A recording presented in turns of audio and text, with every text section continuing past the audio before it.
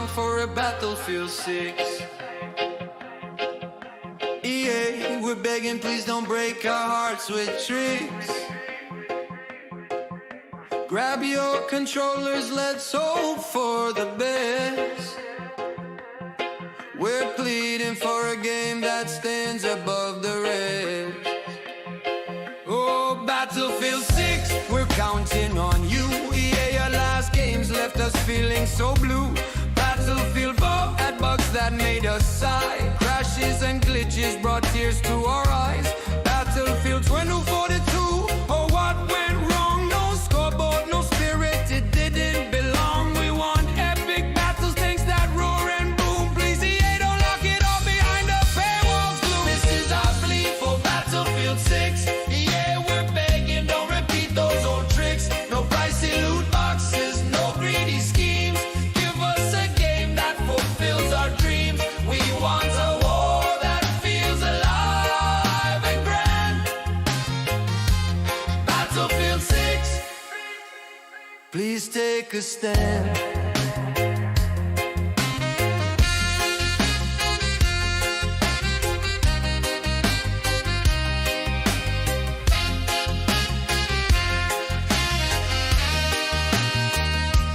Gamers are praying from cities to towns. Don't mess this up, EA, don't let us down. We want maps that shine with beauty and flow, not a broken launch that steals the show. Your past few games, they stumbled and fell. Servers that crashed put us through pure hell, but we're holding hope like a spark in the night.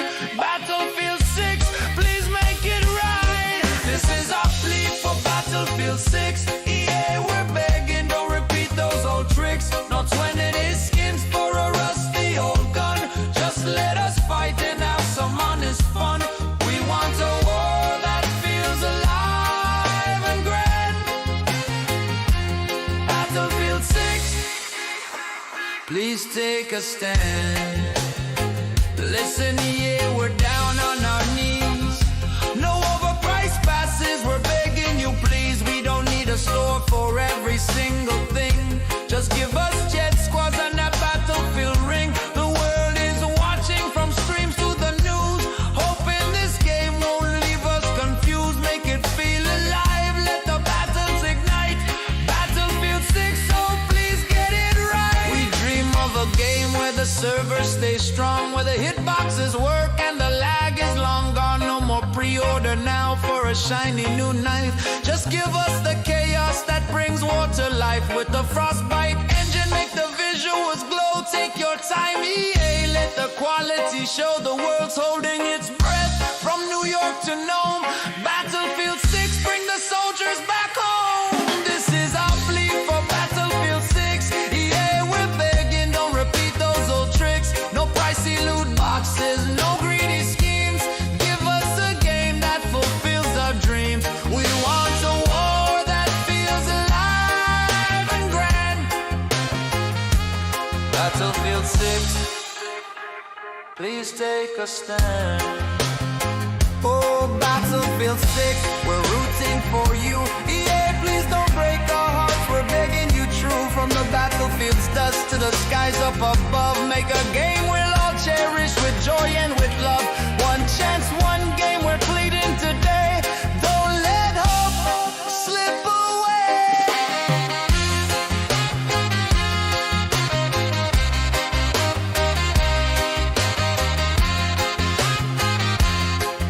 I'm vibing.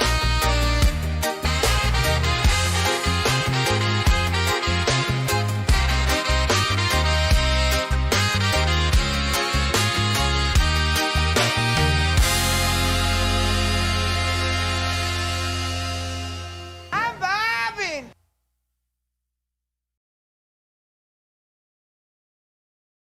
That's most definitely what's up. Time to play the game.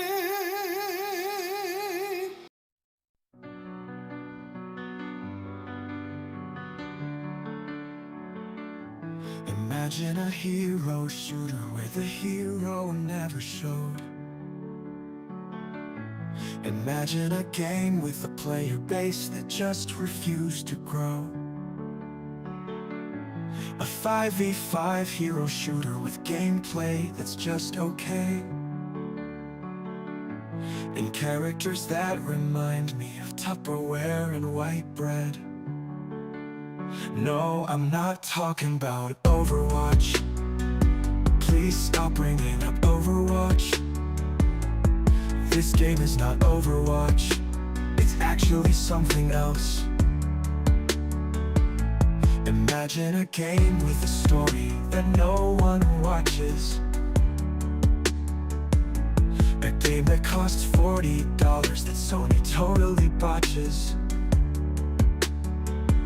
It has all my favorite characters, like Lemmy, Dawn, and Craig. At least, I think that's what their names are. I never bothered to check. Concord like the grave, your legacy is safe. As a game that no one played, and a price that no one paid. Boop-a-doop-ba, deep-a-doop-da, scoop-a-boop-ba, beep-beep-beep-beep-beep, phlegm. Concord was about as good as accidentally peeing on your own leg. Concord, we're here to lay you to rest. We know you tried your best. You copied so much cool stuff just to turn out lame in the end. I'll never forget my favorite moments, like when Hot Sauce Guy jumped. Remember when he jumped? That was really cool. A rat just ran by on my desk, and even the rat didn't want to play Concord, even though I blessed him with the chance. The $40 he could afford, but the rat just stared on in a trance. Rat, rat, rat, rat. Concord's dead. Rat, rat, rat, rat. Concord's dead. The Costco guys made more money than you. They were just on Jimmy Fallon too. Imagine Lennox being on Jimmy Fallon, because I literally can't. The rat on my desk is eating all my Cheerios and grapes, and also Concord is dead. Concord like the grave, your legacy is safe. As a game that no one played, and a price that no one paid. Rat-a-ta-ta-beep-a-da, boop. Skim, milk, the rat fleet, doo-da, doo-da. A guy said he really liked it, and then a bunch of rats ate his face. That's the sound he made when Concord passed away. I wish things turned out different, but either way I'm getting paid. Concord's dead, Concord's dead, and boy is my face red. When the game came out, everybody overslept. Concord's dead, Concord's dead. Holy crap, Lois, Concord's dead. When the game out, people played everything else instead. They sure did. They sure did. We are officially in August. You know what that means. This month will be the 1 year anniversary of Concord. We're almost there. Let's have a moment of silence, please, for Concord.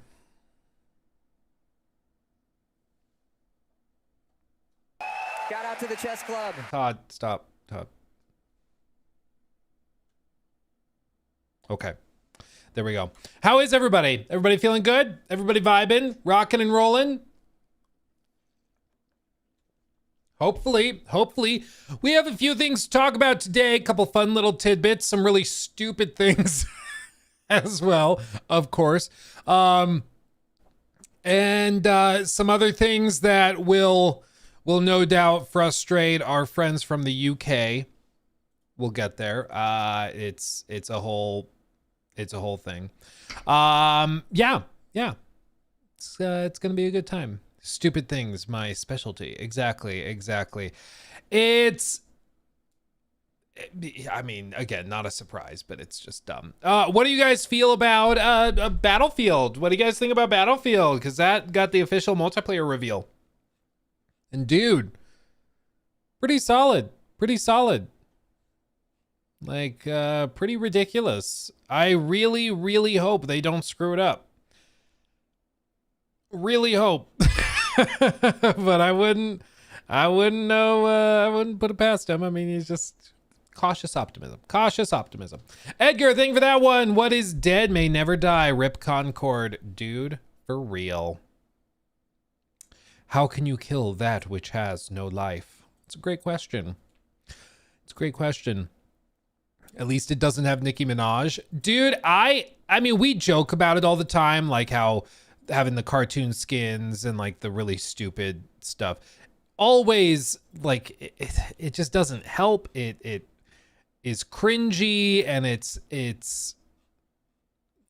just bad. It's just bad. But it makes stupid money, so they keep doing it. I'm trying to find the picture of it because I found a picture of it. And now, like, a selling point for Battlefield 6 is them saying specifically, we're not going to do these like big crossover skins and stuff, which I think is smart because, my God, it's so dumb. I don't know. I lost it. I have no idea where it is. No idea where it is. Now my feed is just filled with videos of senators falling over and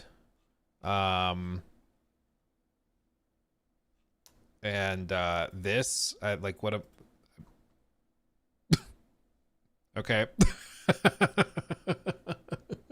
I like the Crocs. The Crocs are a good touch too. Why is this in my feed? I don't know, but it's funny. I like it. It's pretty good.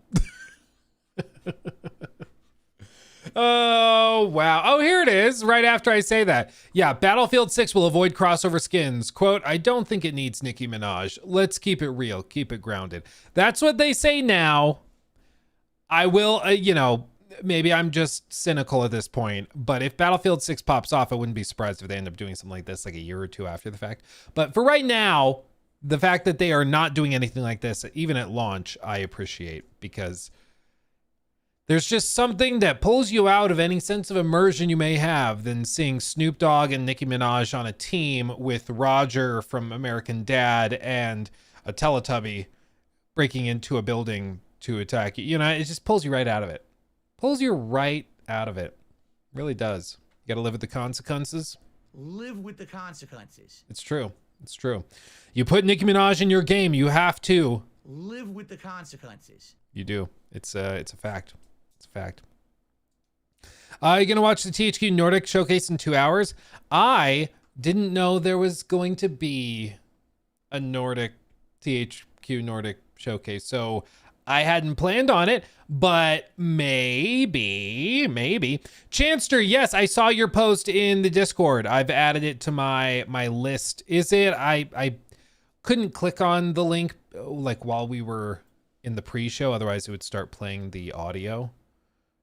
Is it like a new video? I always want to give, it's like 21 hours old. My big thing is if it's like an individual creator and it's not some big company, I typically like to give a little breathing room so their video has time to like perform, you know, before I check it out and react to it. It's a 2 million sub channel basically. So, I mean, I don't think I would, any viewership, you know, that us watching it might affect, I don't think would be noticeable, but still, I think maybe we check it out in like a day or two. I'd be down. Gabe Newell just bought a yacht company for $400 million. Dude, wouldn't you?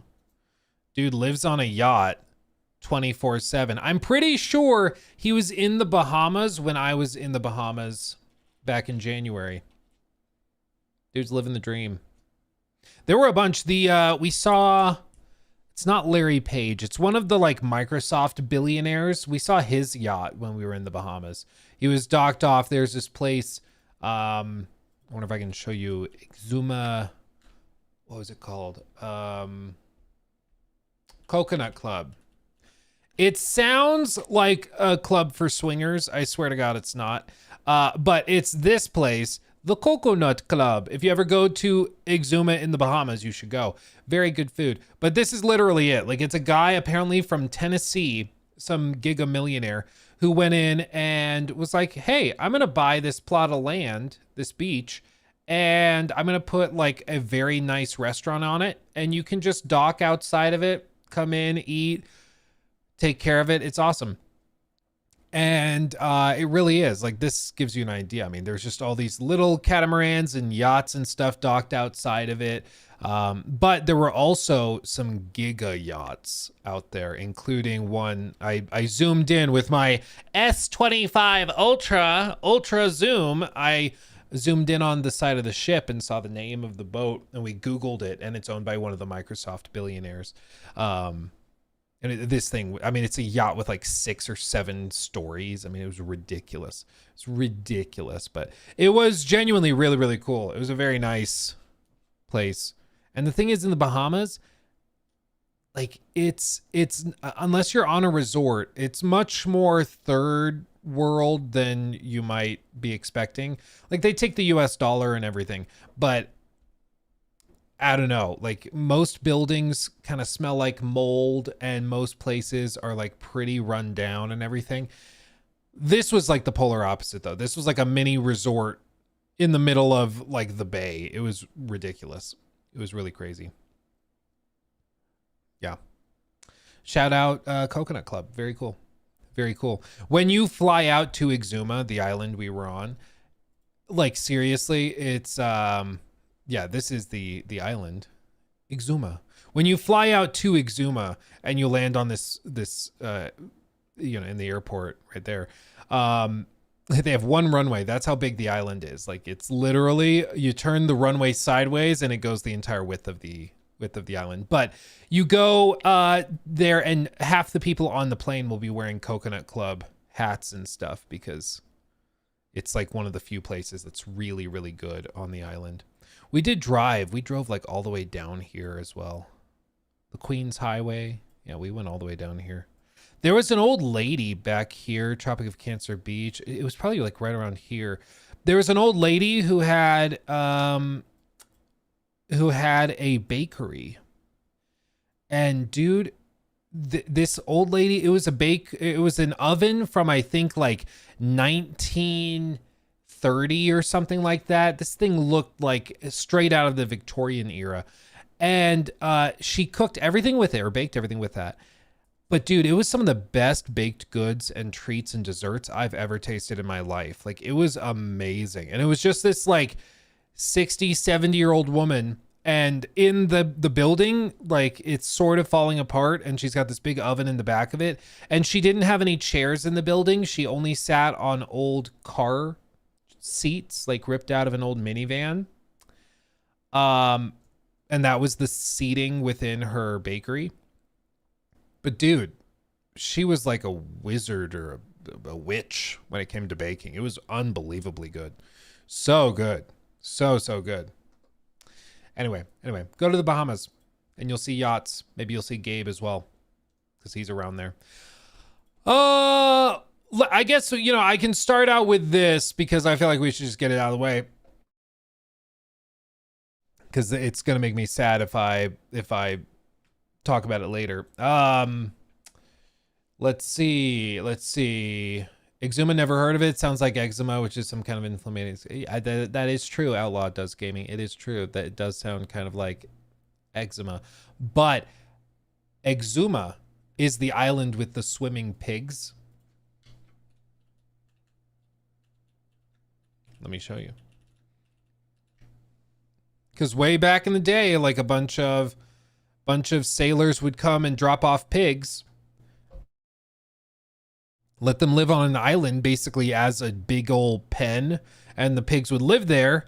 And then when they needed pigs to slaughter, they would go to the island, pick one up, and bring it back. So this island is floating off the coast, and it's just where the pigs live.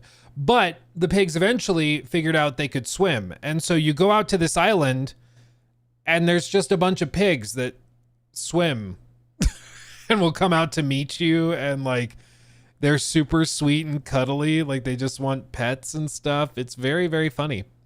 But yeah, that's Exuma is often known as the island with the swimming pigs. So there you go. It's just fun. It's honestly it's kind of cool. Okay, you ready to be sad? You ready to be sad? Are you ready? Buckle up. Newspaper. You all know about the stuff going on in the UK, right? All the privacy laws. If you live in the UK, I'm sure you're all too aware of it.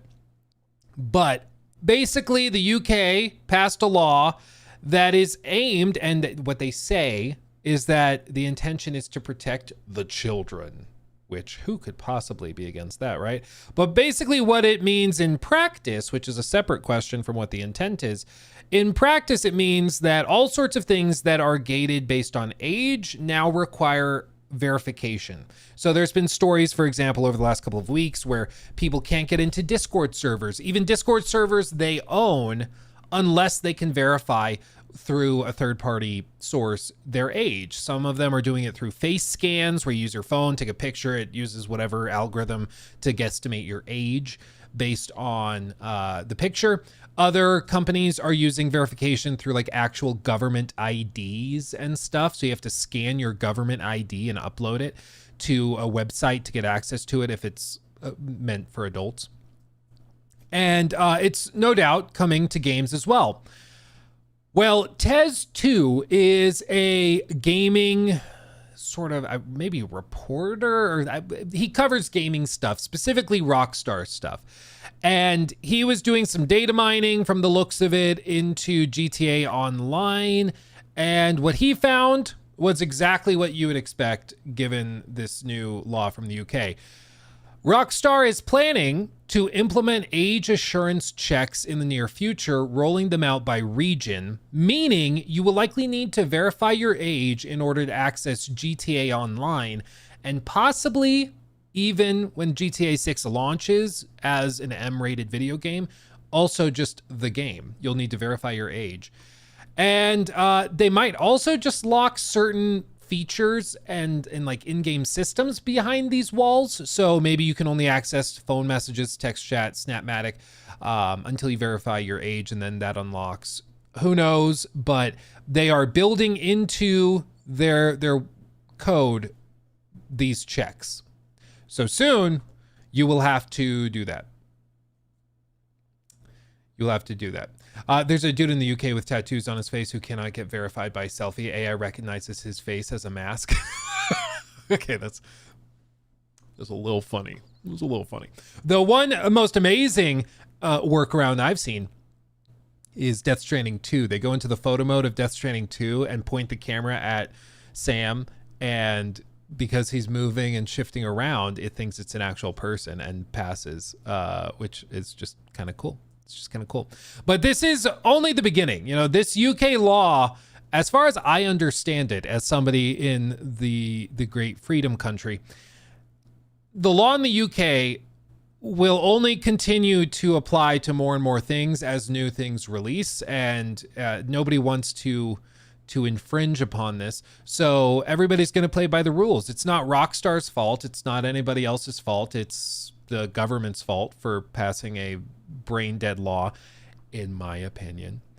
And this is what you get for it. This is what you get. I mean, realistically, you could see games, whether it's Call of Duty or even Battlefield 6 or whatever, if it's rated M, you won't be able to play it unless you verify your age. And right now, yeah, there's workarounds where you scan Sam's face inside of Death Stranding 2 or something, and you get around it.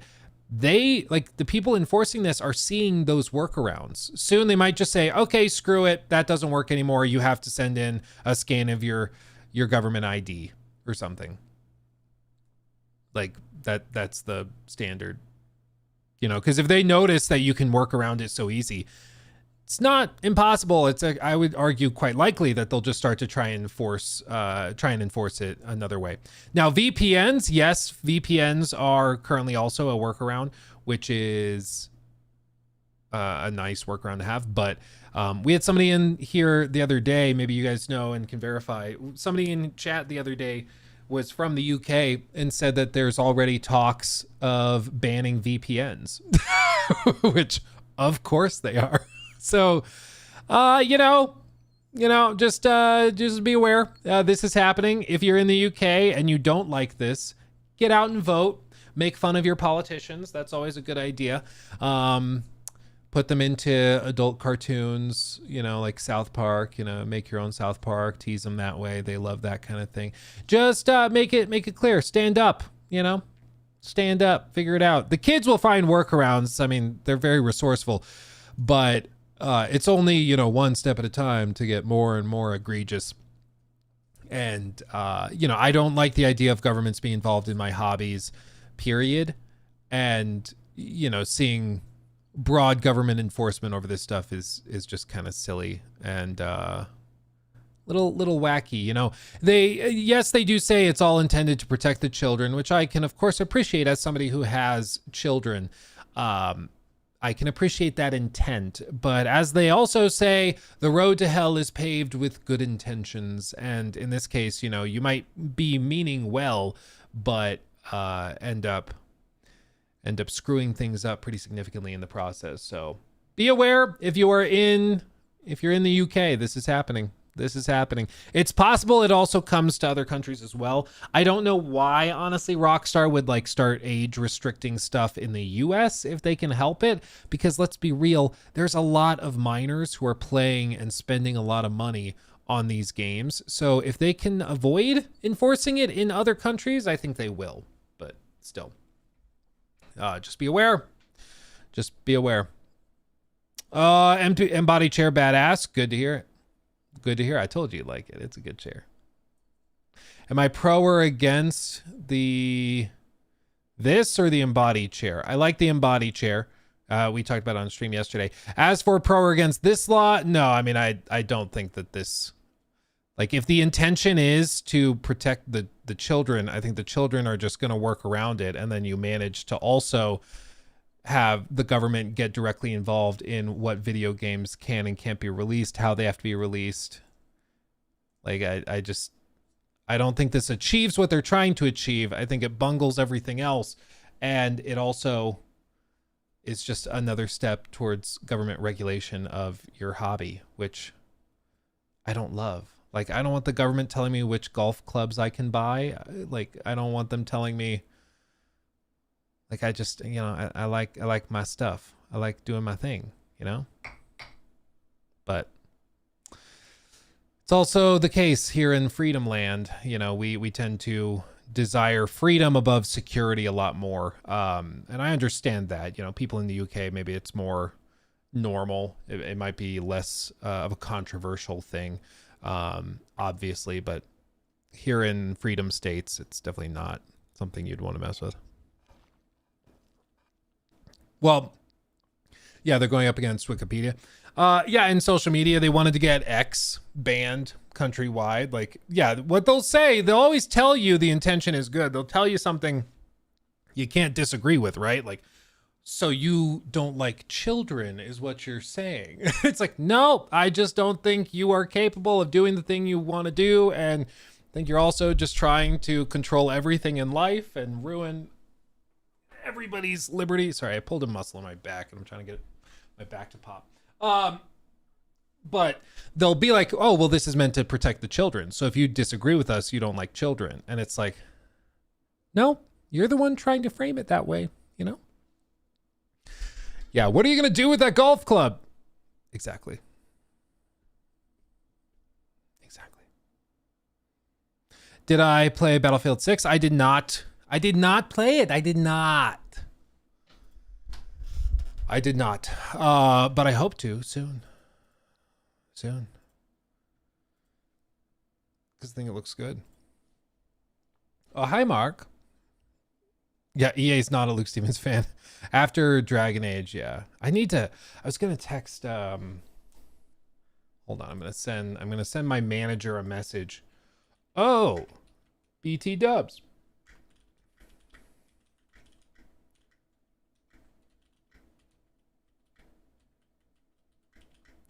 Battlefield 6 for coverage. I'll have him reach out. I mean, I don't typically cover FPS stuff, so it's not like it's my usual forte. But I think Battlefield 6 is big enough that it'll be worth talking about if we can manage it. Key Rift, thank you for the 10. I don't know much, or I don't know if you pay much heed to puzzle games, but have you heard of the new Recur game trailer or seen the new Recur game trailer? I have not.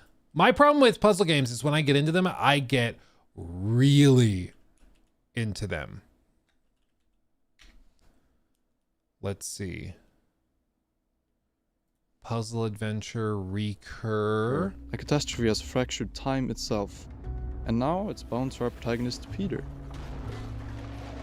So if Peter moves to the right, time moves forward, and if Peter moves to the left, time rewinds. This creates very unique situations like the following. Peter needs to leave a roof, so do two thieves. One of them is knocking out his companion because there's only one zipline to take. By walking to the left and right, the situation is just repeating again. Peter needs to take action for something to change. So he takes the crowbar and goes back again. What happens now?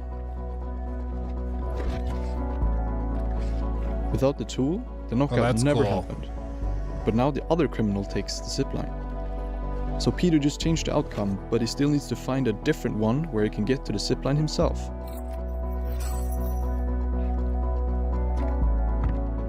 What do we have here? After exploring a bit, Peter finds Mr. Dog. Don't worry, he will just borrow your bone for a second, I promise.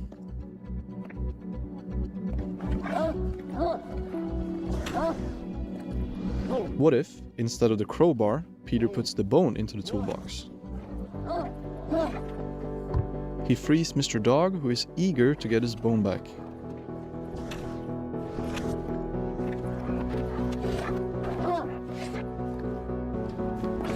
That's pretty cool. And oops, with another tool at hand, back to violence we go.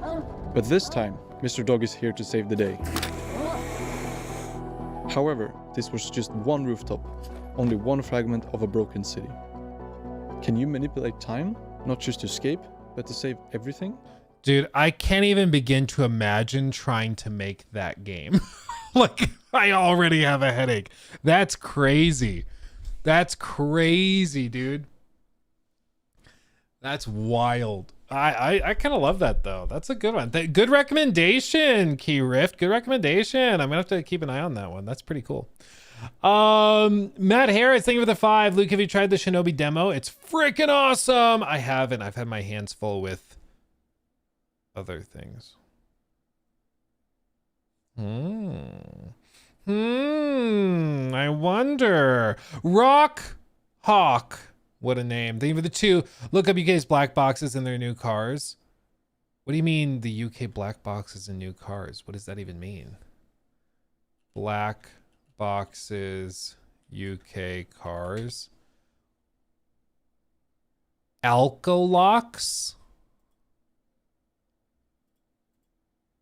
Dude, I can't tell if this is satire or not.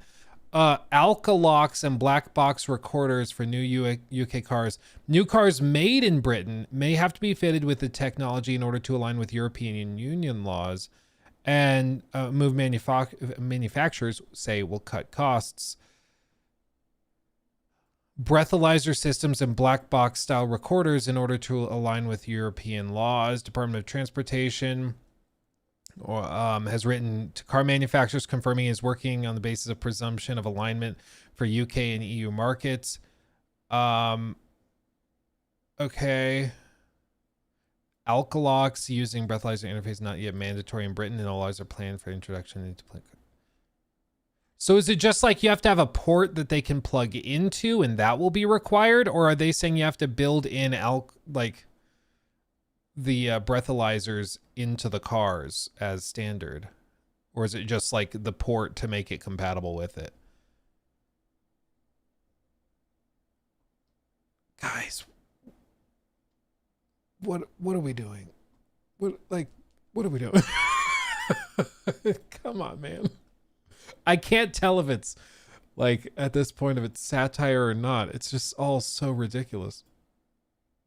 It's all so ridiculous. I was talking to a friend of mine. The port's there already for diagnostics and stuff. So, okay, I don't understand. I was talking to a friend of mine who lives in the UK. And he was telling me, like, he lives in an urban center, so like a pretty densely populated area. But he was saying, and I don't know if this is true for you guys, but he was saying it used to be he could go out to the bars and pubs at night. He said he doesn't go out anymore. He's like, it's sketchy, dude. Like, it's gotten really sketchy. He said in his area, knife crimes have gone up by like 50-60% or something insane like that. Like straight up stabbings and stuff. It's ridiculous. Like, I don't know what's happening over there, guys. I don't know what you're doing. I don't know what you're doing. It's just wild, man. I don't know. You want to know what's also wild? Speaking of, I think he's from Wales, actually. I don't think he's actually from jolly old London or nothing. But you remember, I don't have the video anymore, but okay. New mini segment.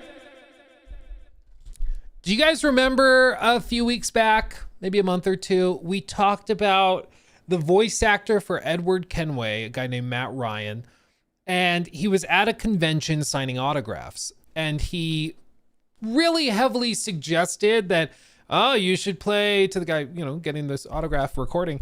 He's like, you should play Black Flag. There's reason to play it again. The guy's like, oh yeah, no, I've played it. It's just been a while. He's like, well, there's going to be a reason to play it again. Wink, you know, heavily suggesting that there's something coming. And I mean, the Black Flag remake has been like the worst kept secret for years at this point. Everybody kind of knows it's happening. It's been discussed and rumored and speculated about for ages. Well, there is an update to that makes me feel really, really bad. Okay.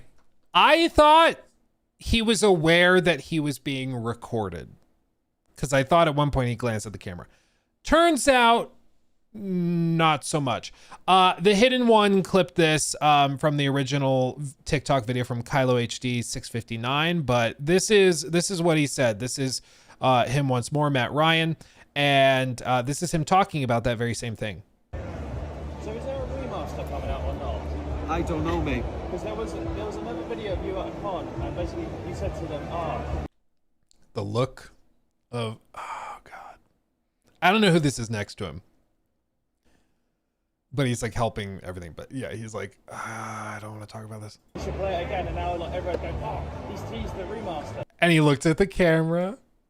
He looks at the camera. Oh. You said to them, you should play it again, and now like everyone's going, he's teased the remaster. Don't know, or you're not allowed to know? Well, the thing is that when that happened, someone was doing this, and I was being very free and open, but I didn't know that they actually were recording me on their phone, and then the company threatened to sue me. Oh, Jesus. Yeah, so I say nothing.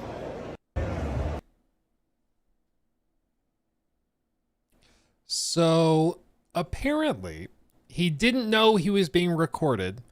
And after that, where he's like really cheeky saying, oh, there's maybe something coming. Apparently the company, I can only assume Ubisoft, threatened to sue him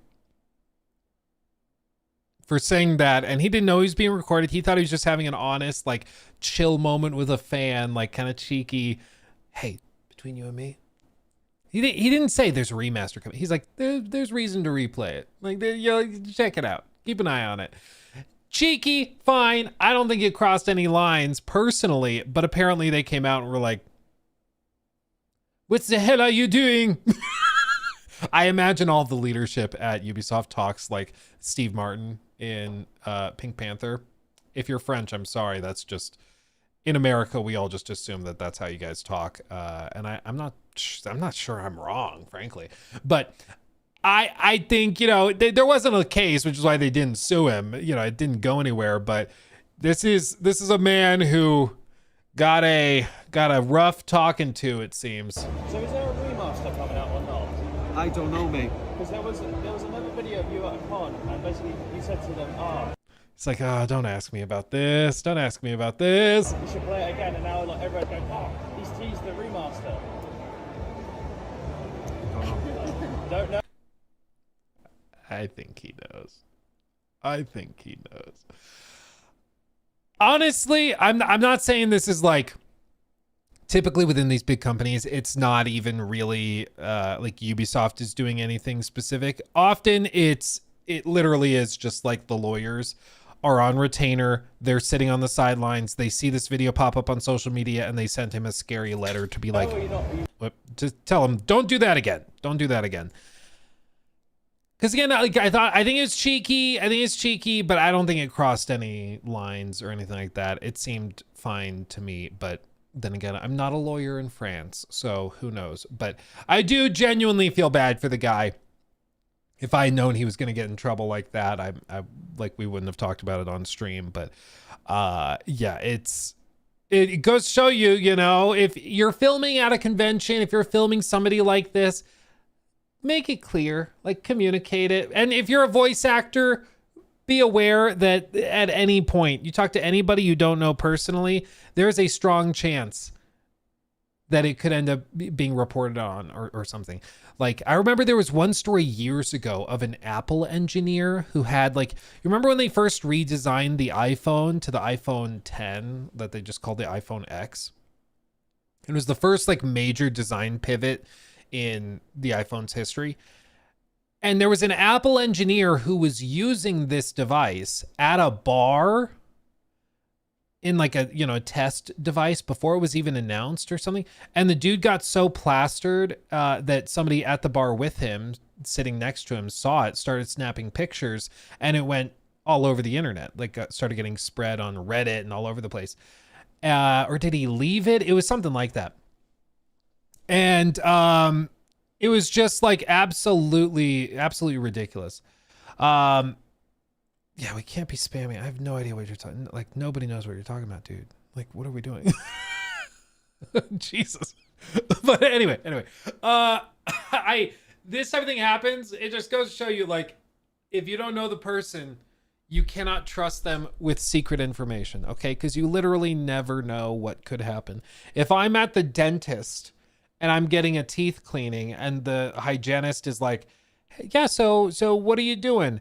Do you have anything fun for work? If I have some like secret information about a game or a preview or reviews or something, I still won't talk to the dental hygienist about it because it breaks the NDA for one. And two, even if you're like, she's not going to tell anybody, you don't know who she knows. She might go home that night and be like, oh, well, you know, I talked to this guy and he said this, this, and this. And then that gets spread around. Like, you just can't risk it. You can't risk it. You signed an NDA to say nothing and to be quiet, and you just have to stick to it.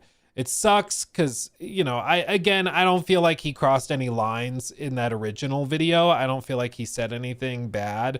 I don't think he broke any NDA, which is why they're not suing him as far as I can tell.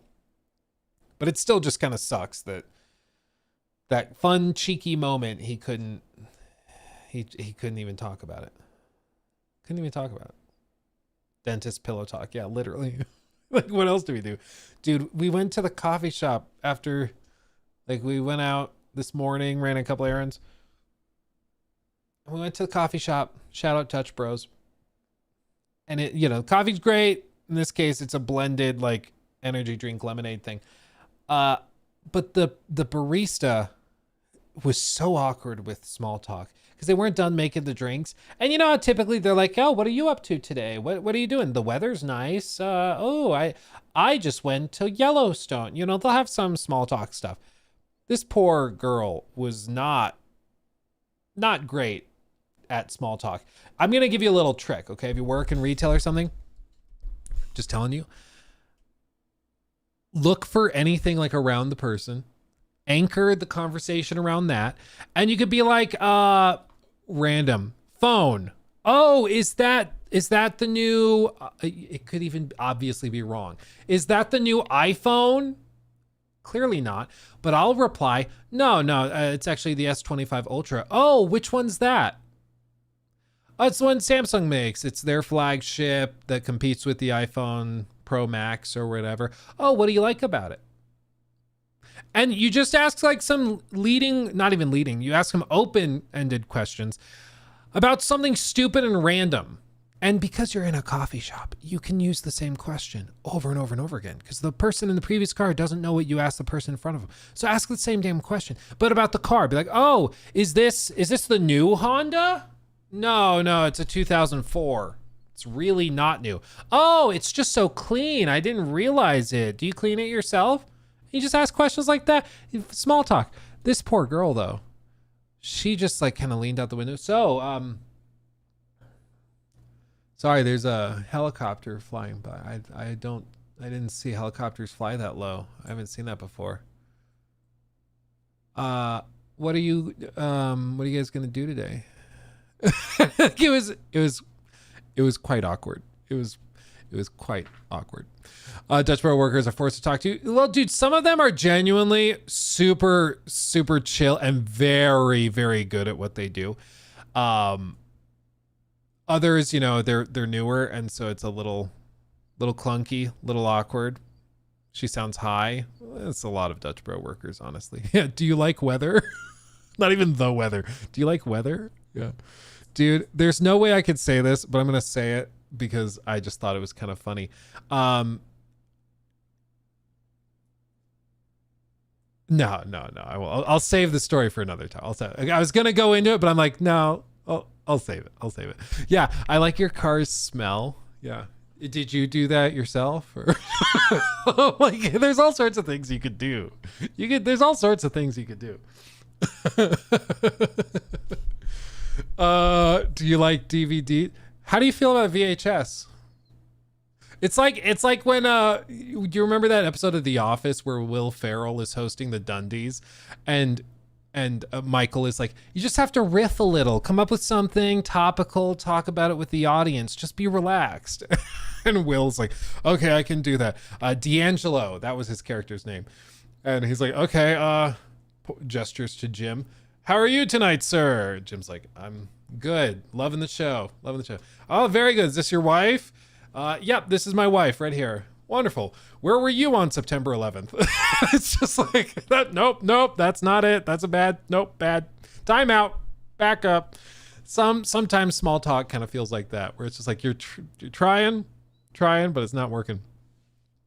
Will Ferrell was the worst thing about The Office. Dude, you could tell that when Michael was leaving, or I guess, Steve Carell was leaving, they just didn't know what to do. So they're like, let's just get some celebrities in to distract from the fact that we're losing him, and we'll just pivot and figure it out.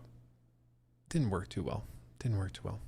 Koenig, thank you for the 10. They're taking the hobbits to Isengard. God. Oh, it needs to read this. Koenig Kaiser IV donated $10 through Super Chat.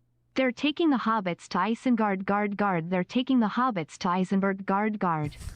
Sorry, old school meme. Luke, what's your favorite statue in the background, excluding Todd Howard? Heart. I mean, obviously Fergus. He's obviously up there. Oh, I forgot to turn on the other light. That's a good question. What's my favorite statue? Honestly, like, one of the more niche ones that I like, I've shown this one before, is just this one. It's the Order 1886 Collector's Edition. Gotta move my face out of frame so it can focus. Come on, focus. It's like sort of focused. What if I just sit right in front of it? What if we do that? There we go. It's just honestly a really cool sculpt. Like he's hanging off of it. It's pretty good. The other one that I like a lot is a new edition. Oh no, I got it stuck. There we go. It's a newer edition.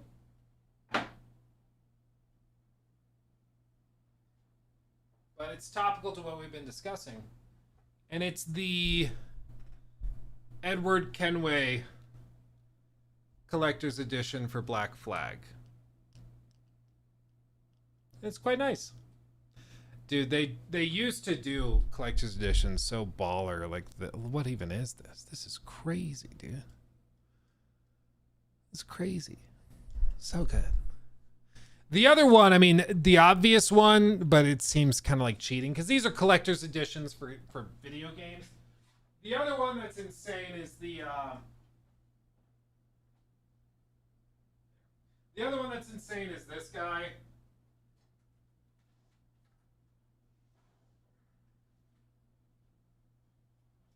Ugh. No joke, he weighs like, I don't know, 50, 60 pounds or something.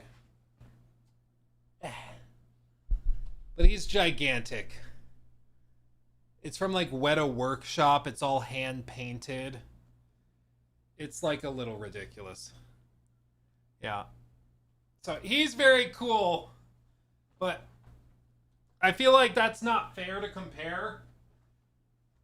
Because this thing is like a Giga statue. And all the others are like little game collectibles. You know, this thing is like a museum piece. Whereas all those are like game collectathons, you know. That's gotta be like $2 grand. I think it was 1,800. They sent it to me because they heard I was a fan of Warhammer. Which was very kind of them.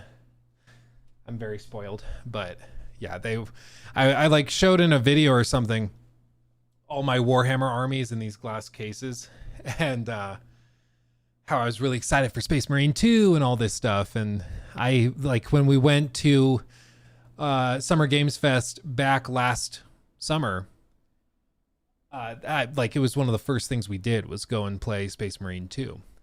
And so they were like, we'll hook you up. We'll hook you up. And they did, man. That thing's ridiculous. Joaquim, 30 months, the big 30, great age. Can't wait. I'm a couple years away, but I'm almost there. Almost there. AT Ministries, thank you for the 5. Hey Luke, what's the best way to support your channel? The best way is, of course, watching, liking, and subscribing. If you really insist on sending money and stuff, a great way to do it is by gifting memberships so that other people can Kaiser IV join our donated Discord. $10 through Super Chat. You don't have to. Did you see my 4-month message? Also, happy 4 months. I'm currently enjoying a Crown Royal Vanilla with strawberries and cream Dr. Pepper, and I made garlic parm popcorn. You're making me hungry. Oh, baby. Crown Royal Vanilla. I don't think I've had that one. I've done the caramel apple a lot. That's a good party one. Caramel apple over like ice is just very good. Yeah, that's one's very good with strawberries and cream Dr. Pepper. Oh, I bet that mixes well. Damn. I wonder, have you ever had a tequila rose? Is that what it's called? If you like strawberry and cream stuff, this stuff, very good if you put it in the freezer and it's super cold. But I'm warning you, if you have too much of this, you will smell it for years. It will never, ever leave you. Limit Breakers just gave 5 memberships. Oh, baby. Thank you. Thank you. Glad to have you. That looks yummy. Dude, it's like a creamy strawberry tequila. It doesn't even taste like tequila. It's a very like, I mean, literally the box says girls night in. It's a very girly drink, but it'll put you on the floor. Just warn you. It'll destroy you. It's the same with what is it? Rum chata. If you've never had rum chata, dude, it's a portmanteau of rum and horchata. Dude, it's like rum mixed with horchata. It's freaking delicious. It's unbelievable. It's so good. Rum chata is very good. Very good. Gee whiz! Koenig also just gifted 20 memberships. You guys are ridiculous. Welcome everybody. If you just got a membership, get yo ass in the Discord. Connect it in the Discord app. You go connections. I wonder if I can even show you. Yeah, you go from the Discord app, the little gear for user settings, and then connections. Right there. You connect your account, you'll get an invite to the Discord server, okay? That's how you do it. Make it happen. Welcome, everybody. Thank you, Koenig. That's incredible. Thank you. Super generous. And as for your 4-month message, it was actually the next one on the list to go through.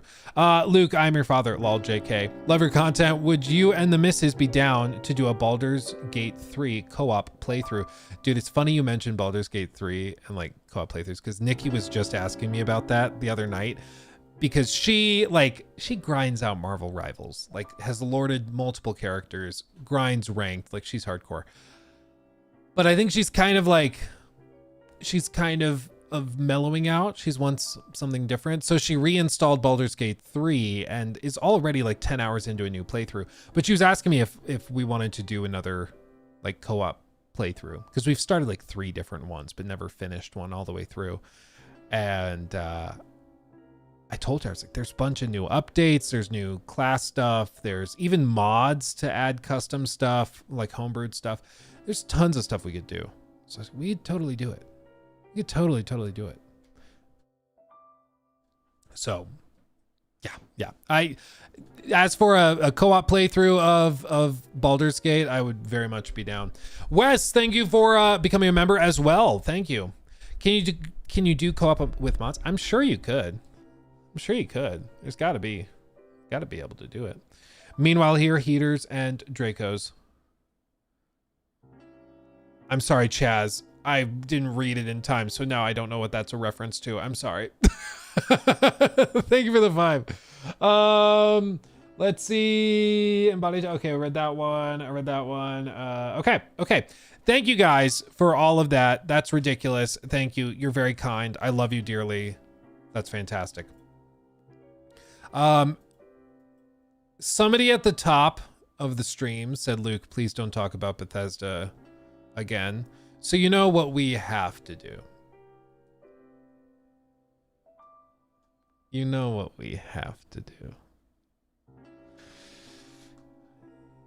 Well, there's a report. There actually is something to talk about. Actually is something to see. Real serious. Thank you for that super chat. Hey, Luke, how many games do you play at a time? Ever get overwhelmed with the amount of games and choosing which to finish or not? Yes, that happens. I don't know, I bounce around a lot, but I can often like comfortably play like 2 games at a time, probably 2 or 3. If I'm playing more than that, like one's probably getting put on ice for a bit. It kind of happens. I just have a hair floating like right in front of my face. But usually 2, yeah. Months like July are nice because it's able to like just check out. Super chat. If you do it, do a stream or video series. Would love to see y'all wine and chill playing BG3. Dude, that could be fun if we did like a that could even be one of our like Discord exclusive videos where we do a let's play like session of Baldur's Gate co-op. That could be cool. That could be really cool. Let's see. Ligos Mornhaze, thank you for the sub over on Twitch. Thank you. Old Smoky's moonshine, strawberries and cream is delightful. Dude, I had one of those moonshine things. That was the chocolate milk one. I've never experienced something like that before. Like, this was years ago, but I haven't touched the stuff since because I had that. And dude, I've never gotten so destroyed that I had to brace myself against the walls to try and walk down the hallway to the bathroom to project out. Like I'd never been that gone, even through college and everything, but that stuff did it. The moonshine stuff did it. I haven't touched it ever since. I can't do it. TMI, just saying. It's a warning. It's a public safety announcement, okay? AI summary says you guys are excited for Starfield. Accurate? Sort of. Okay. I think we're finally caught up. Let's do this. You ready? You ready? New segment. Someone at the top of the stream dared me not to talk about Bethesda for an entire stream. Joke's on you, my friend. Joke's on you. We actually have a story today. We actually have something to talk about. Article posted on MP First this morning at 9:38 a.m., right before the stream started. Report: Starfield PS5 release planned for 2026 alongside expansion number 2. Now, as you know, we've done a few segments talking about how bizarre it is that Starfield was completely ignored at the Xbox showcase. Just not given the time of day, not mentioned. And they are supposed to have an annual expansion. So they, of course, had Shattered Space last year, but they've had nothing this year. They've announced nothing so far this year, even though back in March they said we have lots of exciting things to planned to share later this year. And as of right now, there's been nothing. But this report would suggest it's because it's gotten delayed and pushed back. Hopefully because it's so good, right? While more and more Xbox games are being released on PS5, one Xbox exclusive game that still hasn't been announced for PS5 is BGS's Starfield. Given Microsoft's multi-platform publishing stance, it's just a matter of when the sci-fi RPG will be available on Sony's console rather than if it will ever be released. For those on PS5 hoping to play Starfield on their console this year, that won't be happening just yet. According to our sources, MP First was told that Starfield won't be released in 2025, partly due to the RPG's weak sales of the first expansion, Shattered Space. Instead, Microsoft is leaning towards releasing the PS5 version in spring of 2026. For those not in the US, spring starts in the middle of March and runs to mid to late June. From what we were told, Starfield's release on PS5 is planned to coincide with the game's second expansion and other quality of life updates. We are also not expecting any announcement about the PS5 version of the game at this August's Gamescom, so don't expect it to be over or to be shadow dropped like BGS's Oblivion Remastered release a few months ago, which is something we reported on accurately for anybody keeping score. Expecting it to come in the spring and be there like April, potentially shadow drop. And then it's paired with the second expansion. And my prediction, you guys know, my prediction has been, oh, the candle, you're right, of course. How could I forget? My prediction from the beginning has been that they were going to release it on PS5 as a complete edition. And it was going to be basically like both expansions. Maybe they throw in some creations credits and stuff. But I think they sell it for full price. They said they're not doing, this is actually funny. So my original prediction was that they were going to release the complete edition of Starfield on PS5 at $80. Xbox then updated their pricing and said, we're not doing our holiday AAA stuff or premium products at $80. They said, this holiday, we are not moving to $80.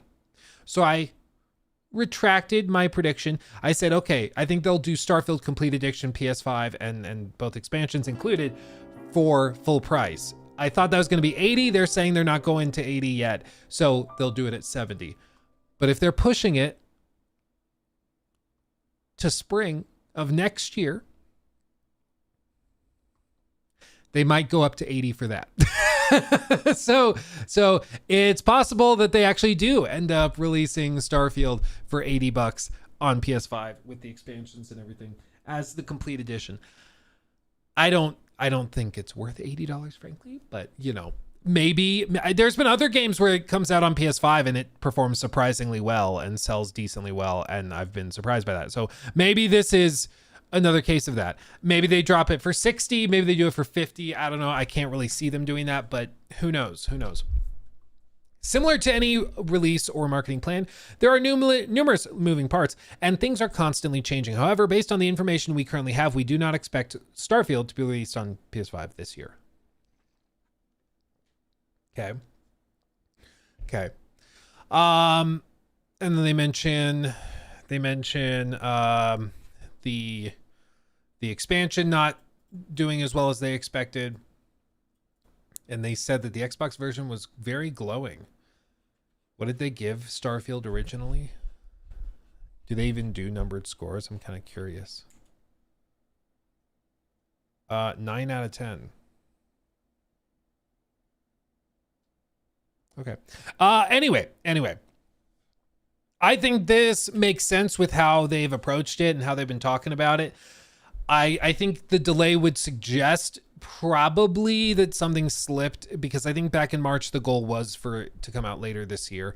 And if this is true and it's booted 6 months, basically from maybe September, October to the spring, it could suggest that maybe, you know, they ran into some trouble with the expansion. Hopefully it means they're adding more to it. They're doing something even crazier and more elaborate. That would be my hope, is that they're just going even crazier. But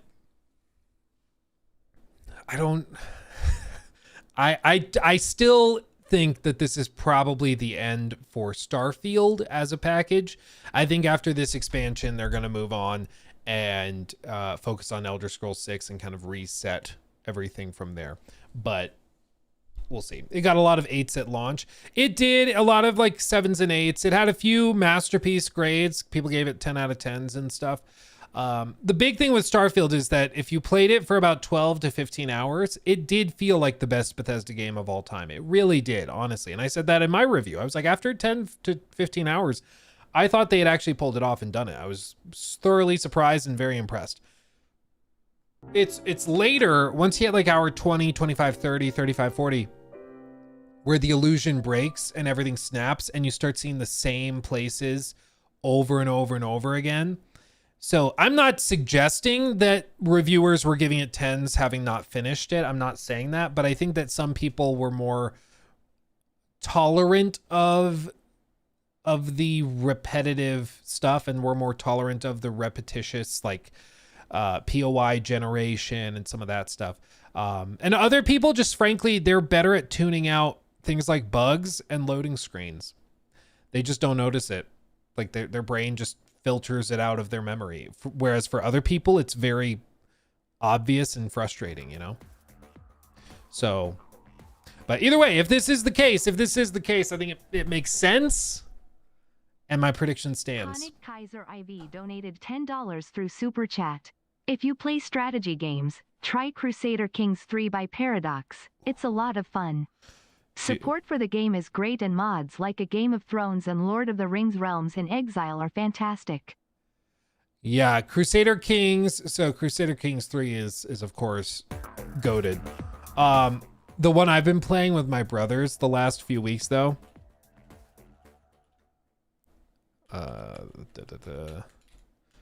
Crusader Extreme. No, it was Definitive Edition. They just dropped this in July. And this was the game we played growing up a ton because it could run on our little laptops we'd use for school. And so we got this running, you know, again, and they updated the game with the Definitive Edition version. So a bunch of new bosses or opponents and a bunch of stuff remastered. They have co-op mode fully supported and all sorts of stuff like that. So this is like partially my childhood and what got me into like strategy games and stuff. So yeah, this is the one I've poured a lot of time into, but it's just so good. It's just so good. Dude, just last night I tried to set up a challenge match where I put myself against 5 rats. If you haven't played the game, basically the rat is like really bad at what he does, but he's just an idiot as an like opponent, and he just swarms you with stuff, but he's got no defense, no economy. It's just, you have to survive the initial surge. So I set myself up against 5 of him, and it was actually pretty intense. It was actually like a little ridiculous because the game was not balanced for 1v5, but it was fun. Infinite, gee whiz, thank you. 5 gifted memberships. Oh, let's get it. That's most definitely what's up. Hell yeah. Thank you, my friend. And welcome everybody who just got a membership. Welcome. Okay. Yeah, that's crazy. Did I hear a rat? Oh yeah, Jacob knows fighting the rat in Stronghold Crusader. Rat. Concord's dead. Rat. So good. Blake, thank you for the 5. Going through all the Game of the Year nominees, who do you think got robbed and who deserves it?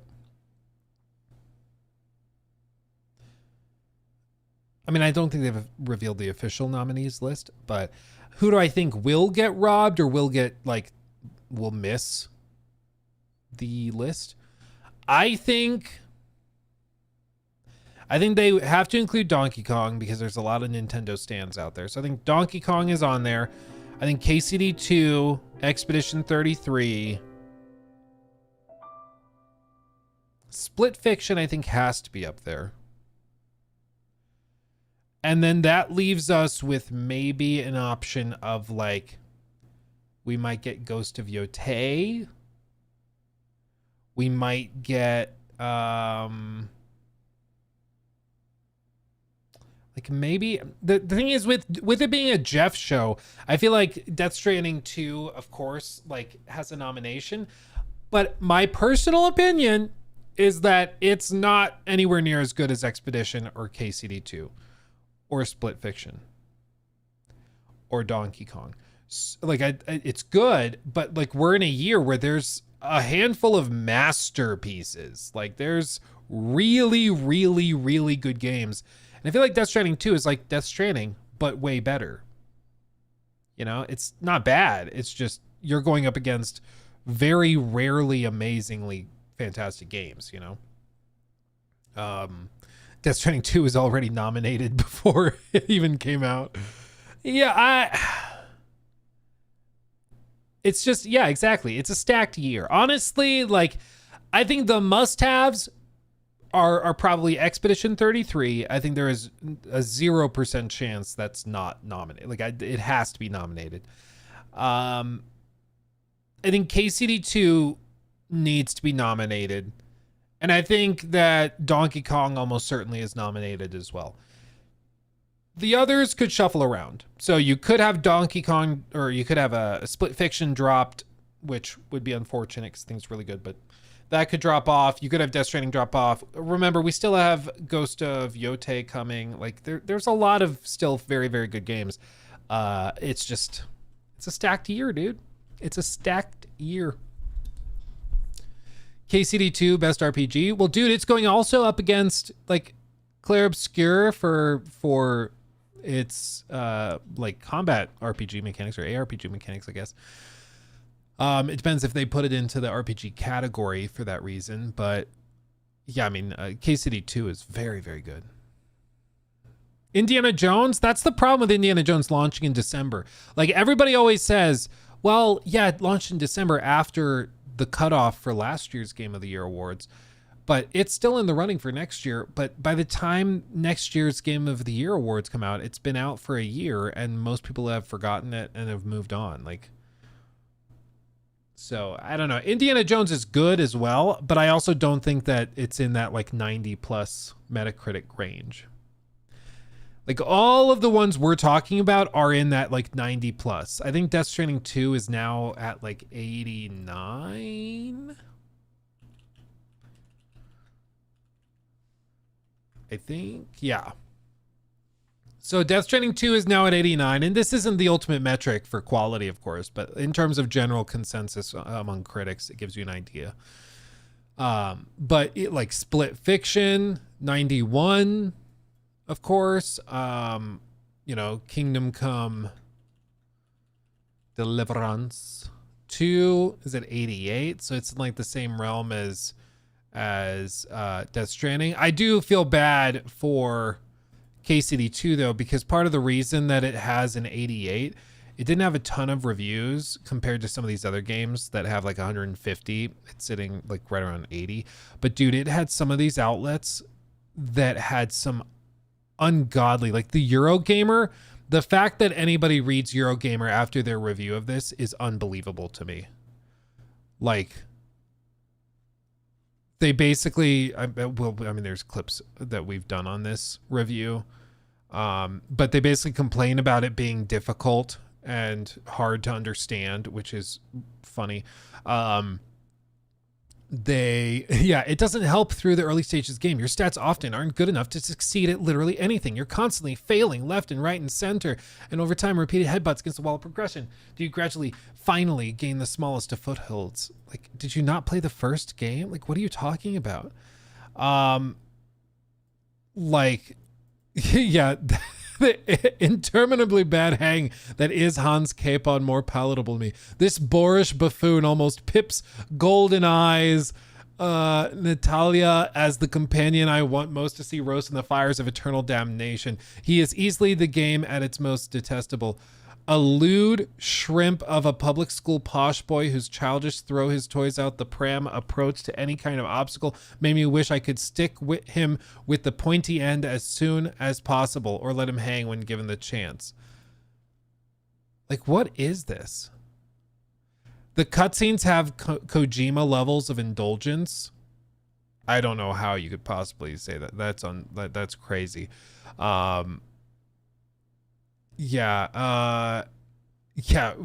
Actual, like, every innocuous encounter is also real and dangerous. How could they do that? Like, it's just unbelievable. Complaining more about Hans. There's also things where they insinuated that some of the people working on the game were like fascists and were these are the same people, the same crowd that was saying that the first game was racist because it had too many white people in it. Because it's set in, Europe, like medieval Bohemia. Like, but this review affects the Metacritic score. They gave it a 6. A 6. Like, what are we doing? Like, how they do not have their credentials ripped away from them after that review, I don't know. It's so laughable and bad faith across the board. You're allowed to not like certain games, okay? You're allowed to not like certain games. But so many of the things described in that review especially were just laughably stupid. Especially, like, you know what you're getting into with KCD 2. It is not a game for everybody. It's not a franchise for everybody. But if you don't like Soulsborne games, you shouldn't review a Soulsborne game. If you don't like racing games, you shouldn't review a racing game. This isn't that complicated. Yeah, the new AC has too many Japanese people. That's literally the complaint. Ghost of Yotei, I found it really problematic. It didn't have anybody from Texas in it. Like, duh. It's just so stupid, dude. It's so stupid. But that's literally like the level we're dealing with in terms of cognitive faculties. Sad. It's sad. It's depressing. It makes me want to scream.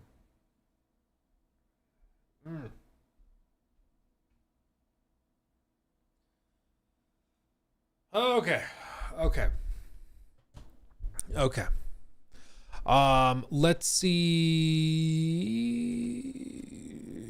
Yeah, we should talk about this real quick. We should talk about this, and then we got to talk about Battlefield. Ryan Manley, thank you for the 10.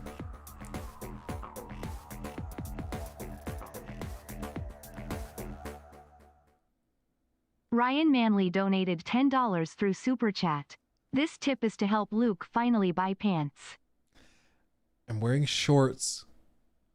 I'm wearing shorts because it's summer and it's hot outside, okay? It's literally the only reason. Leave me alone.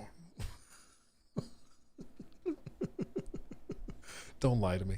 Dude, there's been times where I'll film videos in PJ pants and I'm just rocking and rolling. Like, I just won't stand up. I'll be fine. Just don't stand up accidentally. Okay, we should talk about this, okay? News segment! Is 33 actually that good? Feels overhyped, please explain. Dude, it really is that good. Go watch my review of it. It really is that amazing. I feel like that's bait to get me to go on another tangent about it, which I very happily would do, but Yes, it's actually that good. It actually is that good. Blake, thank you for the 2. I was talking about throughout the years of VGA. Oh, throughout the years of the Video Game Awards. Anthony, also, thank you for the membership as well. Thank you. Thank you. Also, Infline. I realize it's Infline. I think I read it as Infinite because I'm blind. Infline. Thank you again for the gifted memberships. Thank you. Thank you. Okay, let's talk about this before I get distracted again. News segment. So Mafia the Old Country is fast approaching. It comes out like in exactly a week. I think on the 8th it comes out. But in you know, this capacity of covering the game and everything, we've been talking about the performance of it and wondering how it's going to run. Well, they finally did reveal specs. They finally did drop this. We're going to talk about the people that posted this in a second, but basically the specs, if we look at it, they have minimum, recommended, and epic. They also specify uncapped gameplay frame rate, HDR support, accessibility options, VSync, ultra-wide monitor support, remappable keyboard, aliasing and upscaling frame generation with AMD FSR and NVIDIA DLSS and Intel XESS. And in terms of overall specs, the minimum is at HD on medium, balanced for the upscaling. So they're including upscaling in all of the performance options. So in order to hit some frame rate, I'm assuming probably 30 with this, they're saying medium, and you need to be rolling with like a 2070 or a 5700 XT or something. Their recommended is to play it with quality upscaling at 1440p, so rendering internally at like 1080p or whatever that would translate to. And they recommend a 3080 Ti or a 6950 XT and 32 gigs of RAM, and then a pretty solid CPU as well. And on the Epic preset, also DLSS required, they are including this. They're showing it rendering at 4K, quote unquote, Epic preset at 2880 by 1620, 75%, which I don't know if they're saying it's exported out at 4K or they want you to set the display at that. I think they mean they want you to set the display at 4K and then it upscales to 4K rendering at this. And it's weird that they don't phrase it the same across the board, but whatever. They recommend 12 gigs of RAM for this one, 4070 Ti to hit that rate, and 32 gigs of RAM as well. Now, these PC specs, I mean, they're heavy, and my stance has been that I personally really don't like it when the spec sheet is given and it is balanced. The game is balanced using upscalers. My point of view, maybe I'm just a boomer. My point of view is that the game should be balanced and built and optimized, assuming no upscalers, and upscalers are used to enhance performance. When we're using upscalers to meet the minimum, I feel like we're not super well optimized. You know, it's why I was so excited when they announced that KCD2, all of the spec sheet, when they dropped this for KCD2, they actually came out. I replied to the tweet and I was like, is this with or without upscalers? Because it's not clear. And they came out and said, nope, upscalers are for improving performance. We are not including that in this. But as you can see here, they have included it across the board. They will not show you the performance trying to render it natively, which I just personally am frustrated by. It doesn't mean the game is bad. Doesn't mean it won't be playable. But again, I just, as a standard in the industry, I would like the standard to be it's optimized without upscalers, and upscalers just enhance performance. They are not a crutch to hit the minimum. But what's the other component of this? Because the specs are an aspect of this. You can see community notes have been proposed on this, and it's because Mafia Game Videos, which is a Twitter channel, and they also have a YouTube channel that's covered Mafia specifically, they have done a lot of good coverage so far. Like some of the stuff is just like they'll download IGN's video and re-upload it. And I'm like, I don't think that's okay. But in general, the coverage has been pretty solid, at least. Pulling things from all over the place to put in one centralized hub. But they posted this. Mafia the Old Country will be 30 FPS on PlayStation 5 and Xbox Series X and S given these PC requirements. You see 1,500 likes, a bunch of comments and stuff. And a bunch of these comments were people specifically stating that they were canceling their pre-order, not getting it, canceling pre-orders, unacceptable. And they started blowing up like the developers. We're out. Problem is, it's a lie. It's wrong. Okay. So what happened is Mafia Game, the actual account for the developers, the actual studio. Let me show you Mafia Game. They were getting so many messages about this that they actually had to come out. They actually had to come out and clarify. Okay. What did they say? Today we released PC spec requirements. We've seen some questions around consoles. On PS5 and Xbox Series X, Mafia the Old Country will have both quality and performance modes at launch, with the game running at an average of 60 FPS in performance mode. Players who want to prioritize higher resolution and visual fidelity will should select quality, while players who prefer to prioritize frame rates should select performance mode. Clarifying that and answering it. But Mafia Game Videos has left this post up, and instead of deleting it because it's just wrong, has put a follow-up message underneath it saying that, screen capping it, not even linking it to it, but screen capping it, saying, oh, yep, they said that it will have performance mode. But the damage is already kind of done, okay? It's already done.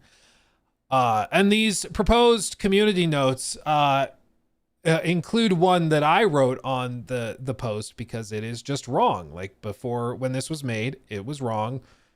And the developers came out and said, nope, that's wrong. It will have performance mode. And the post is still up and is still being spread around and quote tweeted with people saying that they can't believe they would do this, and just literally spreading misinformation that is easily debunked. Okay. But then there's another post they made that this was just so, I'm sorry, Mafia Game Videos. I'm sure you're a nice person in real life, but this was cringe as hell. I'm just going to be real. They posted this. Mafia the Old Country is confirmed to be shipping with quality and performance modes at launch on PS5 and Xbox Series. Performance mode will run at 60 FPS quality, favors high resolution, visual fidelity, exactly what we just read. P.S. I forced them to announce this.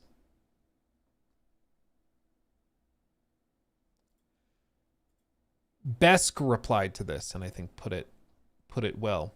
I forced them to say this. You lied about their effing games, spread it around, and everyone believed.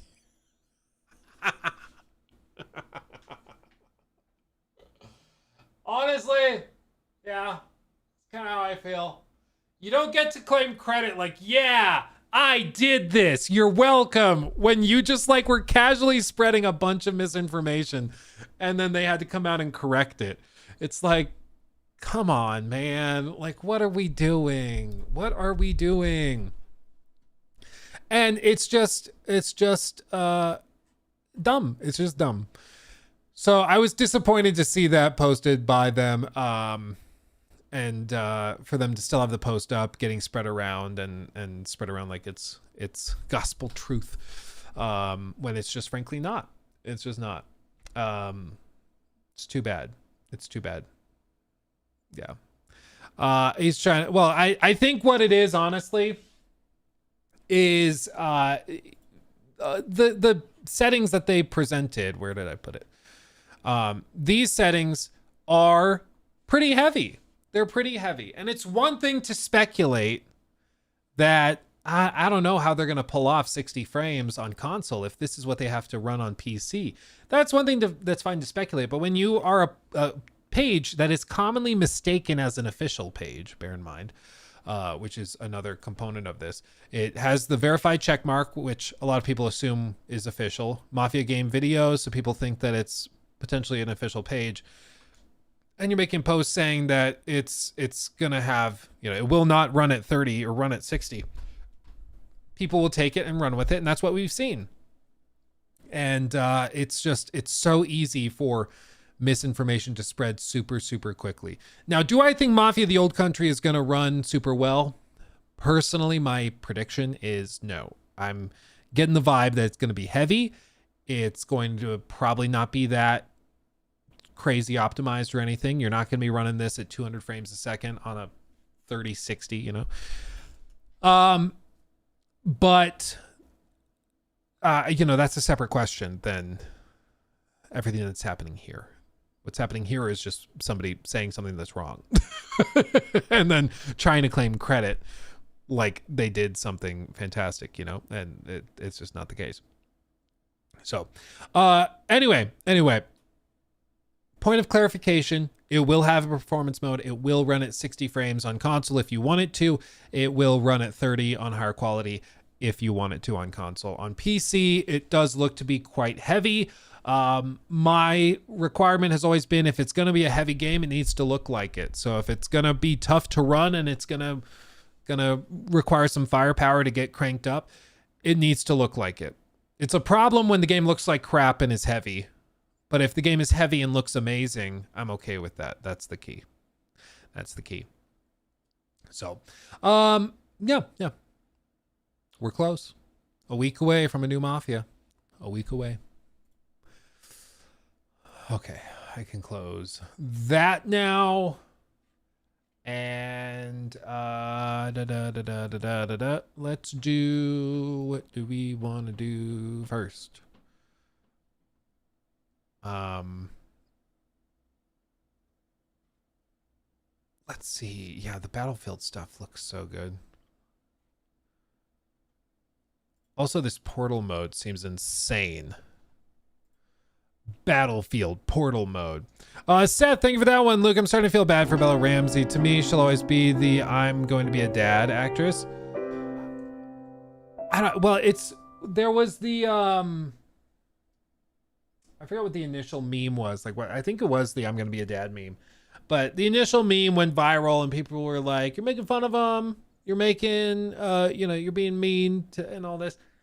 I'm like, for one, it's memes, it's joking, it's silly, it's a stupid line in a show. Like, it's not that serious, okay? It's a stupid line in a show people made fun of because it's stupid, okay?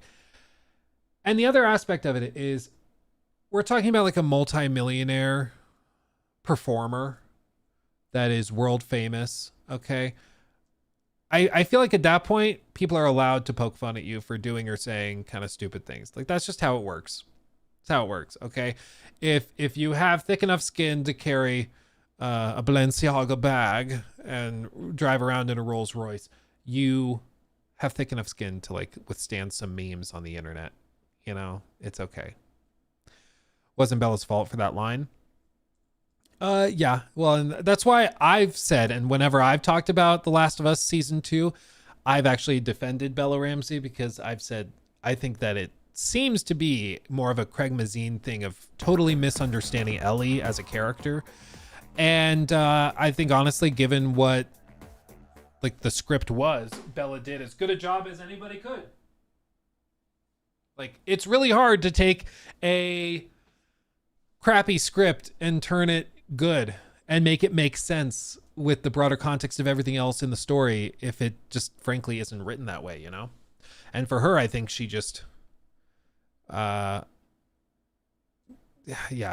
just think it's a tough spot to be in. It's a tough spot when the script is bad, and even the Last of Us creators are getting pissed about it, like, and leaving to go work on Intergalactic, you know? It's just dumb.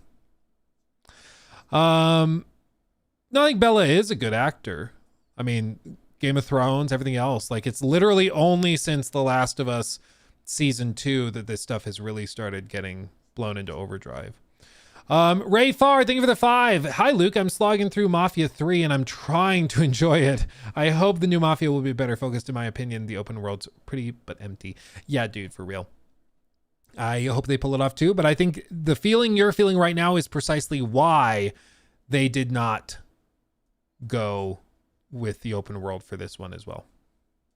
So, yeah. The script was like, I'm going to be a dad. Insert comedic wink. Yeah. Yeah. I'm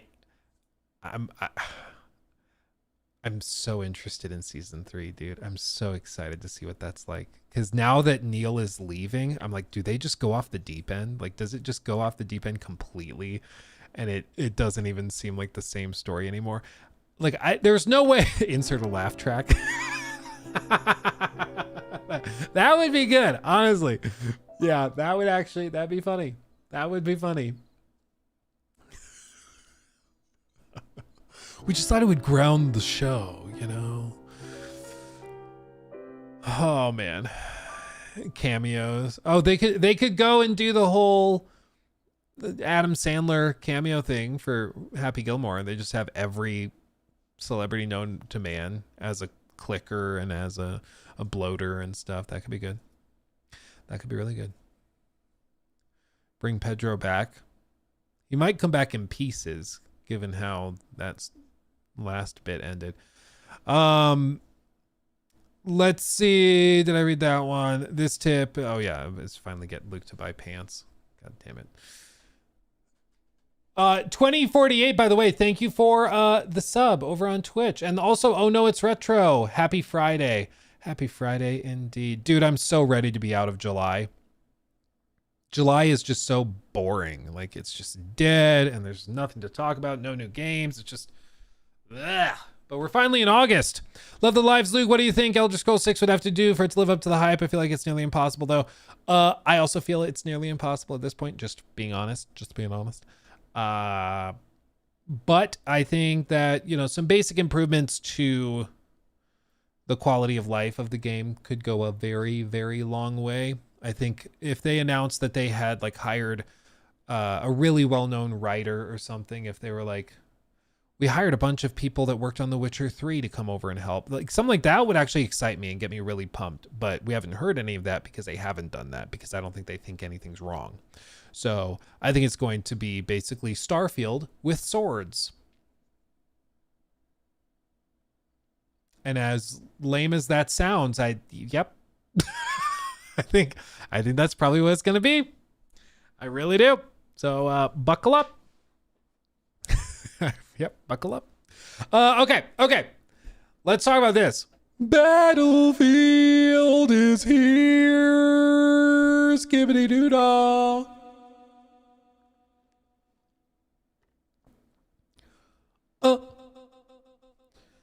Okay. So at this point, we probably have all seen the Battlefield stuff. I wanted to go back through a couple of the most interesting stuff, like reveals from the Battlefield 6 reveal event, I guess you could call it. And one of the things that stands out to me most was what they called portals, which I think has the potential, if well executed, which is the thing we have to say with all of this, has the potential to really blow people's minds and be very, very, very, very interesting. Loop7654, by the way, 12 months subbed with Prime. Thank you, my friend. That's fantastic. Appreciate you. Let's see this.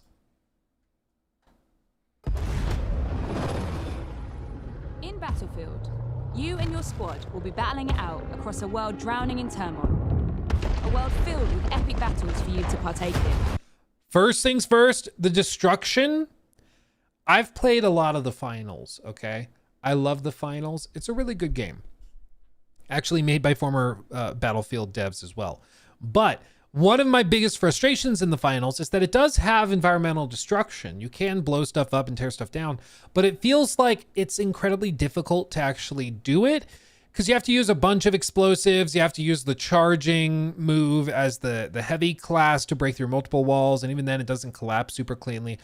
And it just feels like you have to spend an entire match trying to blow up a building to blow it up completely. You know, it's not like you just fire something and then the whole building collapses, which can be really cool.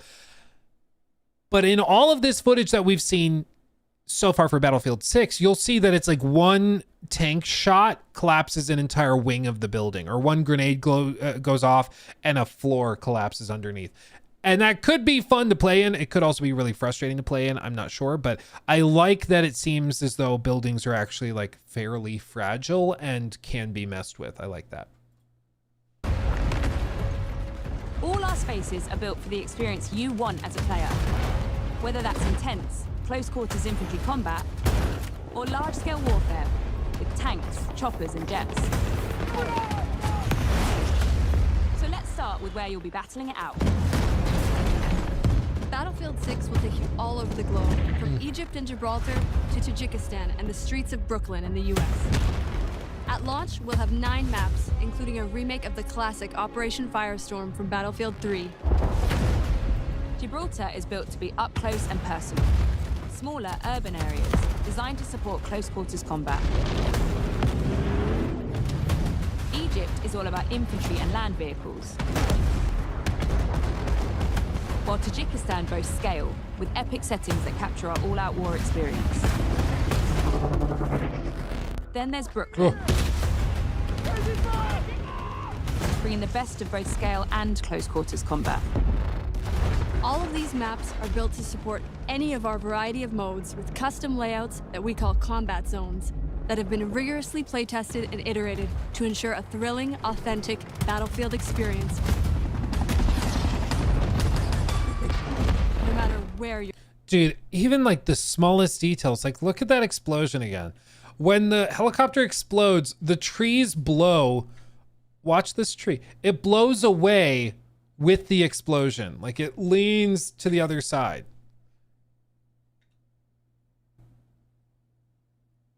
Like, I feel like in Call of Duty, half the time the doors don't open the right direction when you run through them. Like, what is... It's if this is real, it's crazy. The amount of attention to detail and complexity. The other thing is, like, just to appreciate some of the environmental destruction stuff. This is what's so insane. I can't even fathom how this even works. But, like, when the building collapses, bear in mind, they can't just simulate that entirely on the player's side. Like, it's got to be, at least to some degree, if not completely, simulated on the server so that it's the same for everybody in the match. And each one of these pieces of wall, the brick, maybe that can be handled on the system level, and then the big pieces, like the structural pieces, are handled on the server side. But all of this has to be tracked and simulated with physics while players are shooting and running around. And I don't know how big the lobbies are. Have they said how big the lobbies are? I'm not sure. But this whole thing is just absolutely a technical marvel. Like, it's absolutely insane. It's ridiculous. You can't think about it too hard or it'll just melt your brain. Any of our variety of modes with custom layouts that we call 64, I think. 32v34. Okay. 32v32, I feel like is good. Authentic Battlefield experience. No matter where you're playing. Conquest. Breakthrough. Rush. Our all-out warfare trifecta of modes delivers moments you can't get in any other game. And with Battlefield 6, we're giving you more ways to play, all in... See, one rocket, the entire thing collapses, dude. If that's real and that's what it's like in the final version, I'm here for it. I'm here for it. Like, can you imagine? Any other game. And with Battlefield 6, we're giving you more ways to play, all infused with Battlefield's DNA. Team deathmatch, squad deathmatch, domination, King of the Hill. In our newest addition to our all-out warfare experience called Escalation, where teams are pushed to a final climactic battle that we think our players will love.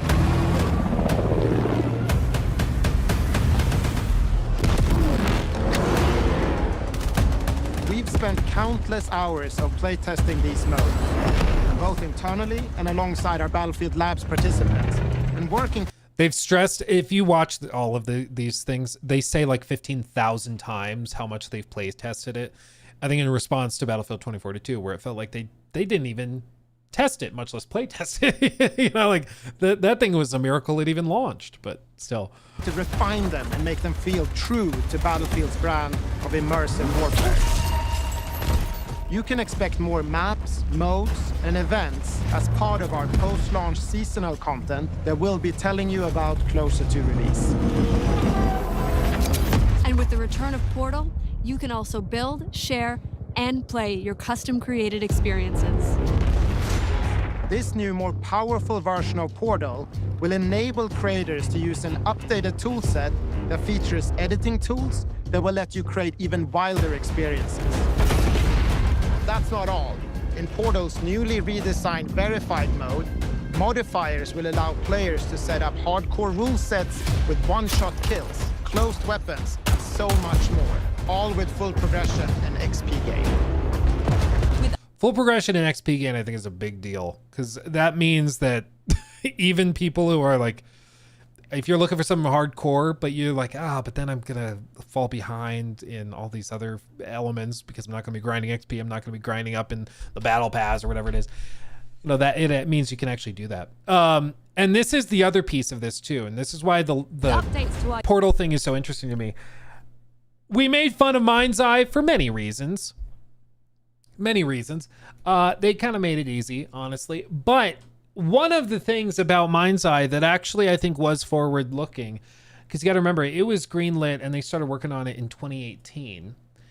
Back in 2018, their vision was to make basically what is now pretty common, which is a Roblox / Fortnite platform where you can hop on and make your own maps and game modes and play with each other. And it's basically a living, breathing game that you get to craft and arrange. And I think, I'm sorry, I just got a message that is very interesting. I think it's just where the industry is heading, honestly. Like, we've done a lot of discussion over industry movements and where things are headed in the live service space. And I really think in general, these big behemoth games that have a platform where you can make matches, make modes, play them for 5, 6, 7, 8 years at a time, that's where players are going, and that's where the younger generation is. Like, the people that are in high school right now and just getting out of high school, they grew up on the Fortnites, on Call of Duty HQ, on Roblox, and all of those platforms, and that's what they expect. They expect something like that. And if you can provide it in a Battlefield package where there's all sorts of different game modes and there's all sorts of different things like races you could do with helicopters or skydiving or whatever, I think that's where players will get really excited, and especially the younger generation will really connect with it. Losers, yeah. It's I think that's where it will really blow up. The developers also confirmed no Nicki Minaj or Godzilla for collabs. Yes, that's the other piece of this too, is that like a lot of this is very specifically targeting like I think old school Battlefield fans. And let's be real, I think Call of Duty, they have slowly and very intentionally, methodically conditioned their player base to get used to the cartoon skins and stuff.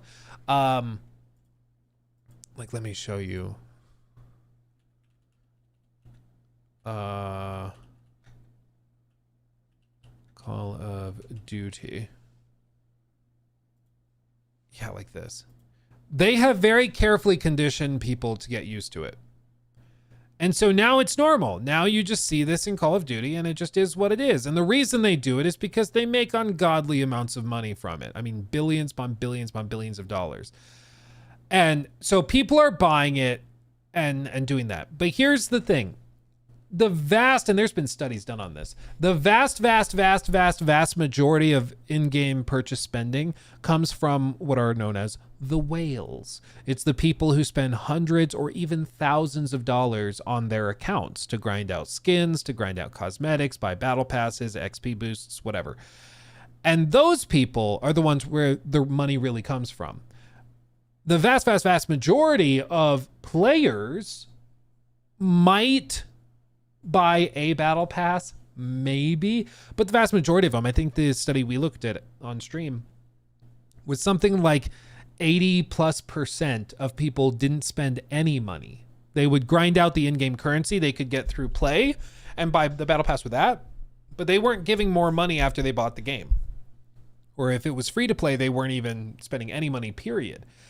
It's the whales where the money really comes from. And here's where I think the disconnect happens. The whales are the ones buying these skins. So they buy them, they flex it, because like, look, I just got this brand new skin. It's super cool.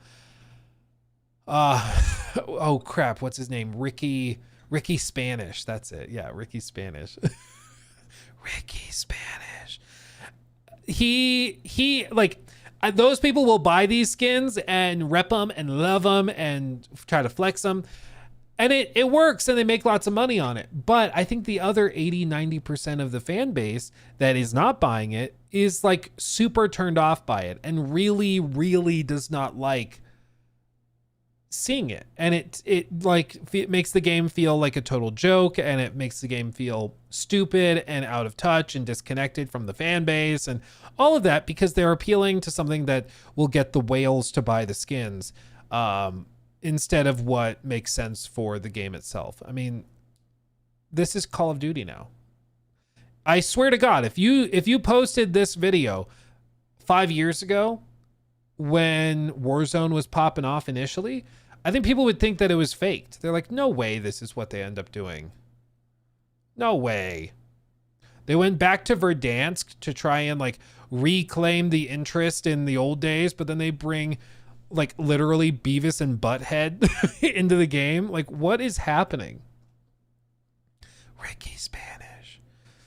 Just ridiculous. Absolutely ridiculous. But I think now the player base is sufficiently exhausted with it. But there's been no real competition. There's been no real challenge from anybody else until now. And it seems like Battlefield 6 could actually provide a little bit of challenge finally, which is sorely needed. I mean, they really, really, really need to give Call of Duty a run for their money, because they've been able to just run rampant with no competition for 5-6 years or so. Like, and it's just been, I mean, we've seen what they've done with it. They go back, they try Verdansk again, because everything new they try, people hate, and the game gets overrun with cheaters. And then also, there's no innovation, there's nothing fresh, there's nothing new.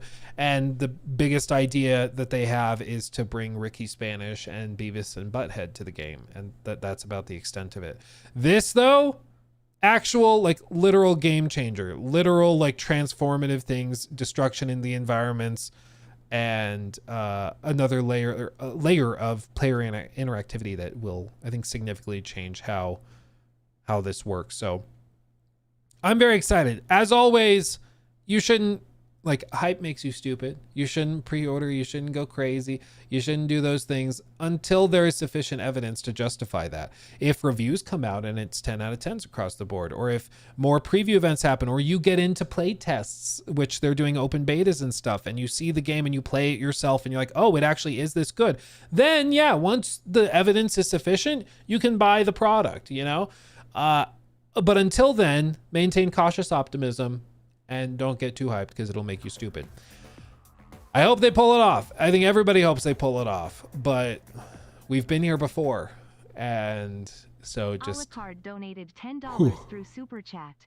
If GTA 6 does get delayed to September 2026, do you think Rockstar will drop another trailer immediately following the inevitable delay announcement? Not immediately. It's probably like, I don't think they're going to change any of their marketing plan that quickly, but they probably do drop like another trailer in between.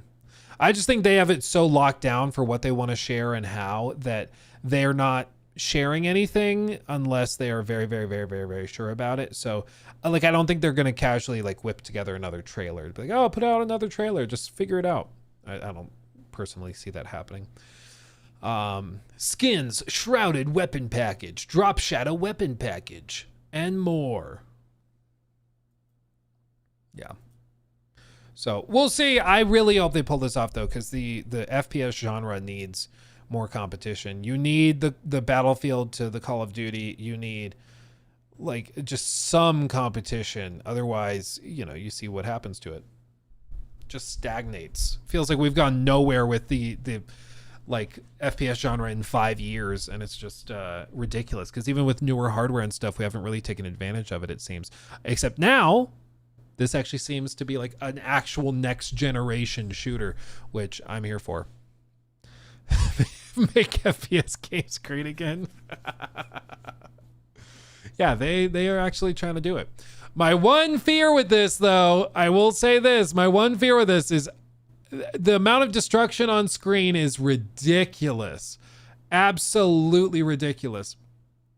And my fear is that they are going to, it's either going to run like actual ass, or they're going to tone down the destruction to make it more like, I guess just more performant and steady. But oh, excuse me, I don't know.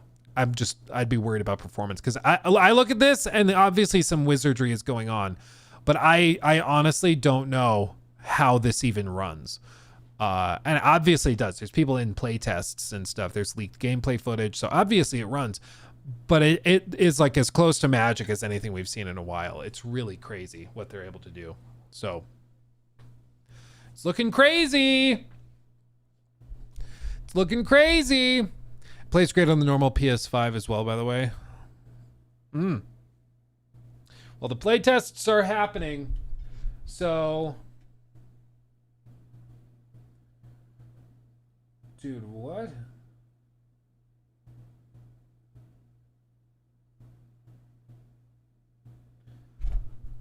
I just got a message about something that if true is absolutely ridiculous. Absolutely ridiculous. Wow. Like in a good way, in a fun way, but like I can't believe it if that's real. Yeah, Elder Scrolls 6. Yeah. I got it, guys. I sent an email and they replied. I sent an email to toddhoward@gmail.com and it actually was him. I can't believe it. Now, he does need a little bit of money. He says he's in jail and he needs to get bailed out. So I'll just have to send him a little money and then he can get out. But that's crazy, man. What are the odds? What are the odds, man?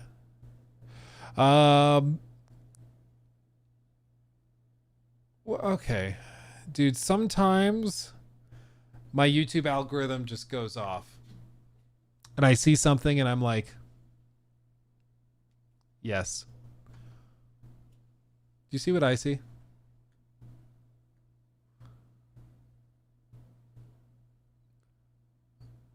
Joe Biden and Skyrim mod trailer.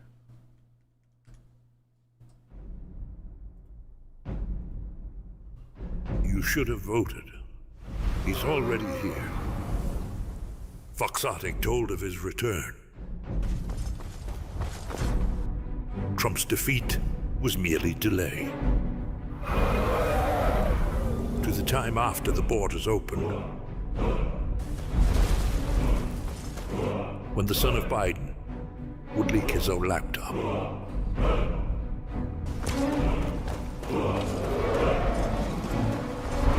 But no one understood what Biden was trying to say. And when a coherent sentence finally forms, it forms a liar.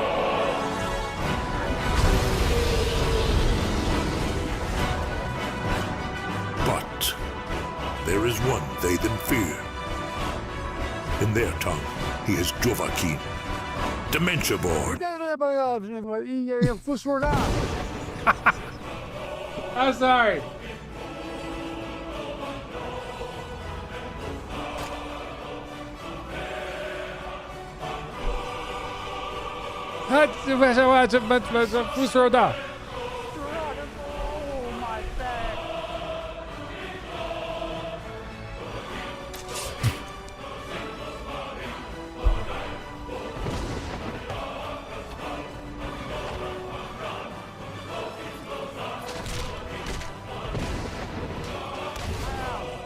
Ow. Dude. This is why people still play Skyrim all these years later. This is why. This is why. Link? Yeah, I got you. I got you. It's absolutely insane.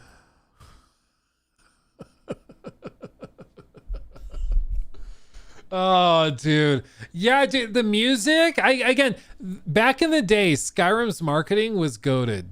Skyrim, was it the announcement? What was it when they all like came out wearing robes? Do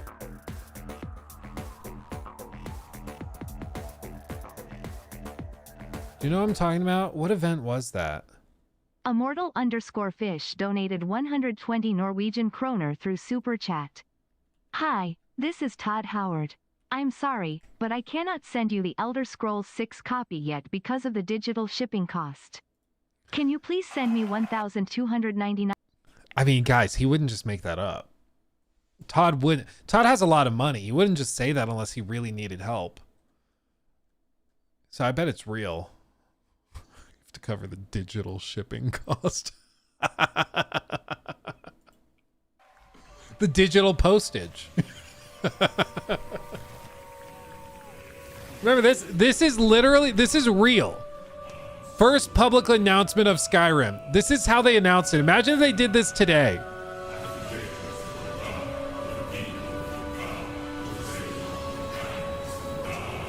Get all the developers to wear robes and come stand on stage.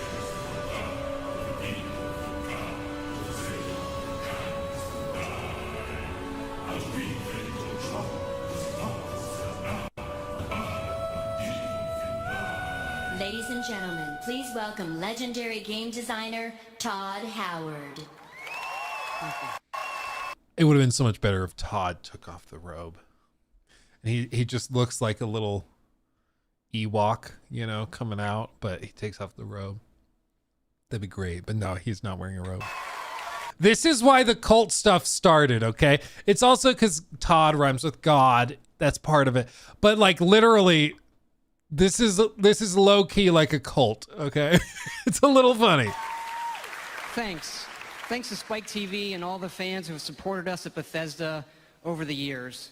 4 years ago at this event, we had the privilege to be honored with several awards for Oblivion, including Game of the Year.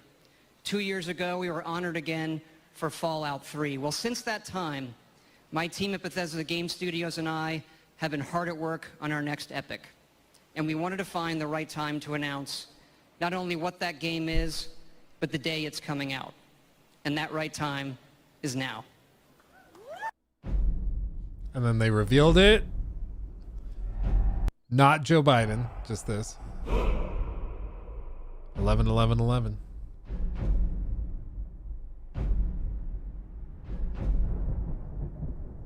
And then a link. I thought there was more. Anyway, yeah, that's, dude, back in the day, they went hard. Robes, smoke effects. Did you see the smoke machines going off? Like, come on, man. Jeff could never. Just saying. This technically Spike TV is where Jeff was before the Game Awards. This got shut down, and so they moved over and started the Game Awards in 2014. But still. Bring back the smoke machines, Jeff, please. Have Todd wear a robe next time. Not like a spa robe, but like, well, maybe a spa robe. But like, you know, one of these robes.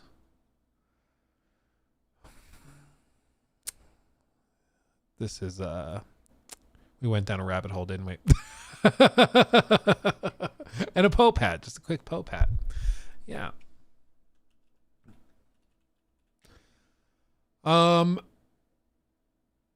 THQ Nordic is doing their showcase right now. Okay. Real-life environmental issues our planet is navigating. Market land seems a bit tense today. I heard something happened with another Tidewalker.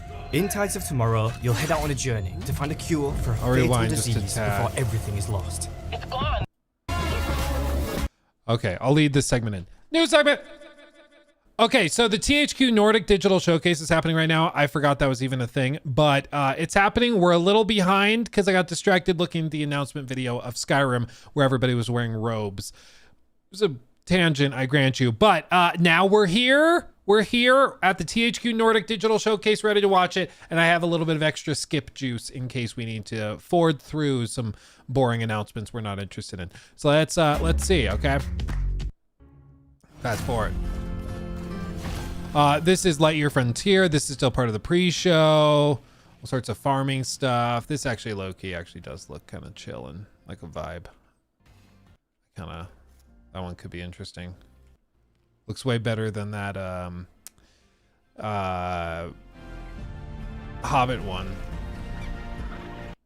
Okay, fast forward to this. Okay, 2.5 minutes. Let's just go straight to the event. Okay.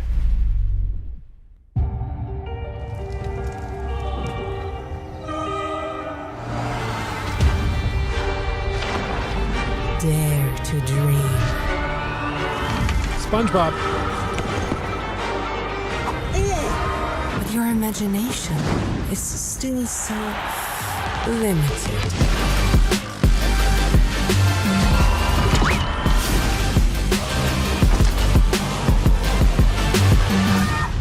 Bada bing, bada boom.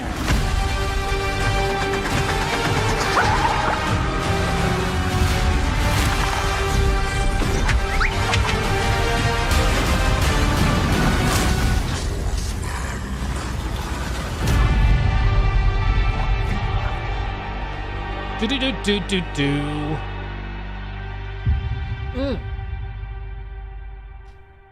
Yeah, destroy all humans. Maybe it's back.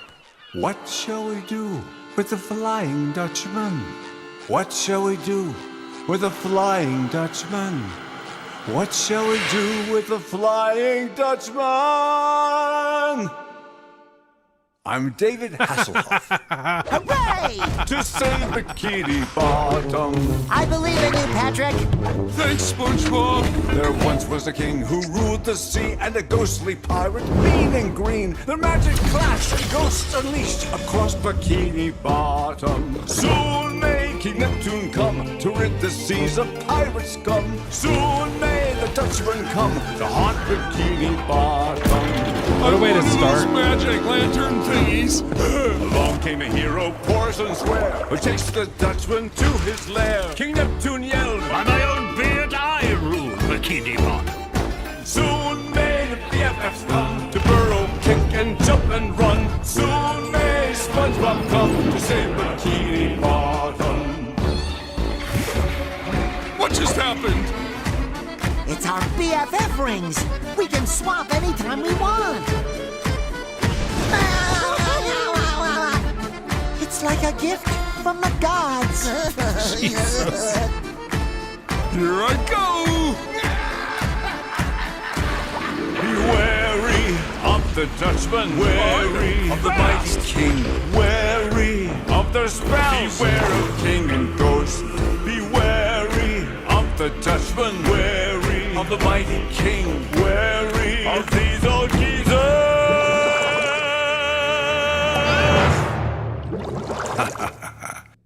Beware of king and ghost. Wow. I don't even know what to say. I'm gonna have to show that to Nikki though. Nikki grew up on SpongeBob. I wasn't allowed to watch it as a kid, but Nikki can quote it like scripture. It's a good trailer. Yeah. I mean, it's got David Hasselhoff. Need I say more?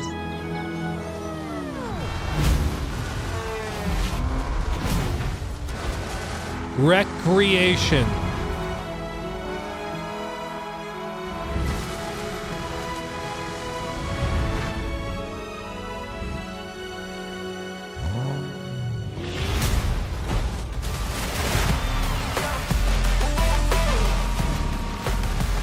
I've personally never been into these games, but I know the people that are get crazy into them.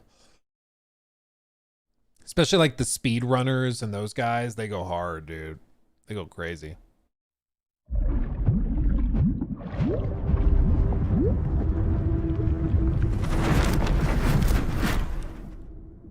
It's cool. Hi, I'm Ethan, an animator at Digixar, and I'm here to give you a little insight into our next game, Tides of Tomorrow. Oh yeah, I remember this one. After Road 96, the team came together around a central theme for our next project. We wanted to create a world that parallels some of the real-life environmental issues our planet is navigating. Market land seems a bit tense today. I heard something happen with another Tidewalker. In Tides of Tomorrow, you'll head out on a journey to find a cure for a fatal disease before everything is lost. It's gone. Someone beat us to it. Asynchronous narration is our next step after the procedural story of Road 96. It supports the theme of protecting our planet, but every choice leaves a mark. Following the steps of a friend, a streamer, or a total stranger, and live the impacts of their decisions through your own story. Oh, I hadn't thought about this. So they say specifically a streamer, meaning I guess you could pair it to, like, you put in the code of the person you want to work with, and then you can play through their version and their choices and everything. So you guys could go through and like play through based on my choices. That's interesting. I always thought it was just going to be like Death Stranding, where there's like little shadows of previous actions and stuff, but you could actually pair it to individual like players. That's interesting. And yes, you can also play solo thanks to our offline journeys available at launch. This feature is a new way of experiencing a story, where previous players can act in good or bad ways. And every experience will be shaped by previous player choices.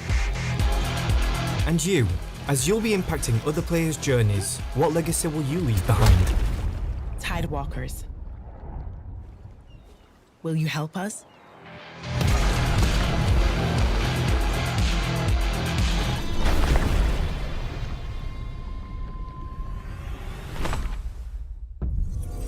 It does look really interesting. I have no idea how they're pulling it off. Exclusive look at the new location in the game.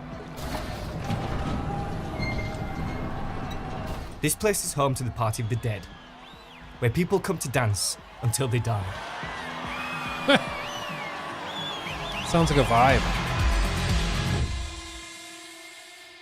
Interesting. Honestly, I'm very intrigued by that because it sounds really interesting. Could be really, really crazy cool or super boring. But I'm here for it. Wreckfest.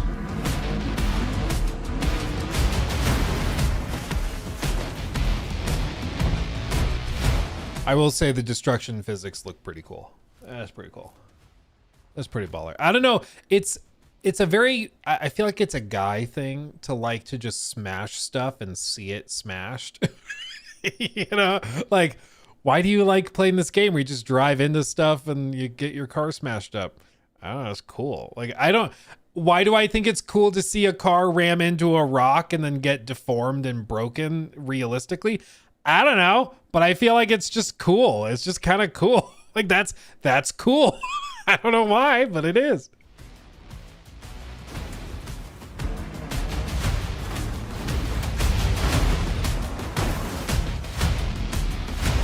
Okay, M woman can confirm Smash is satisfying. Okay, it's not just us, boys. We're okay. It's not just us. Guys like smashing. What can I say?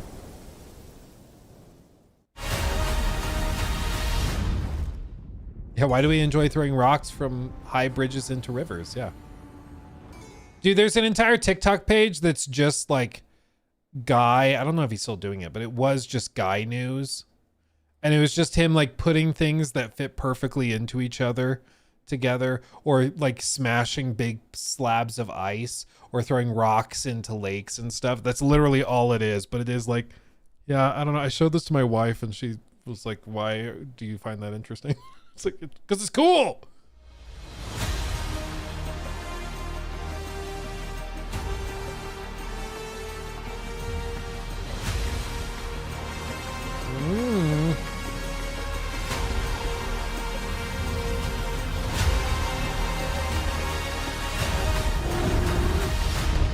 Sacred 2 Remaster.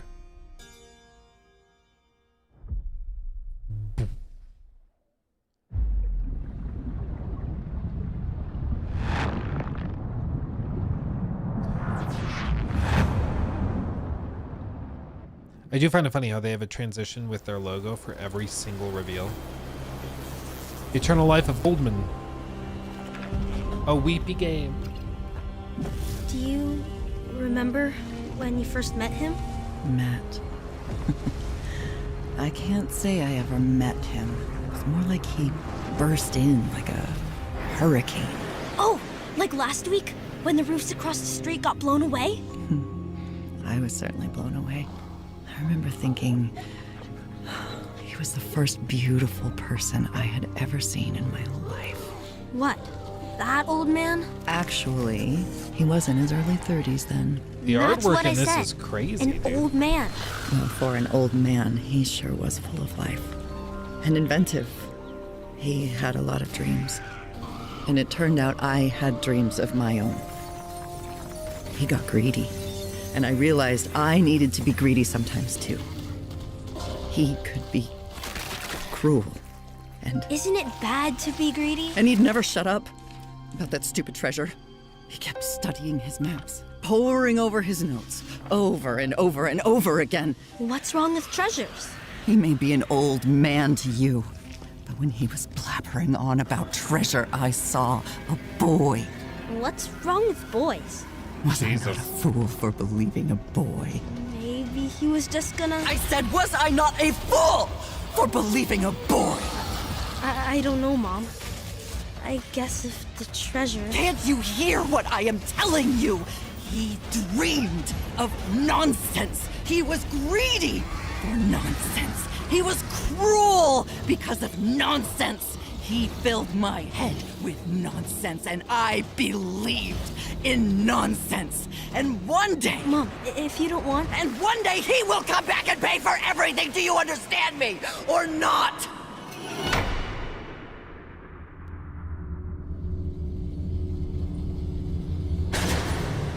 Mom, I'm sorry.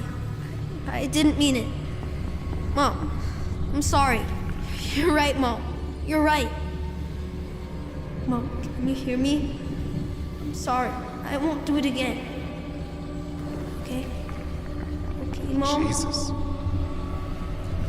I'm interested. The artwork is insane, dude. Like, that was ridiculous.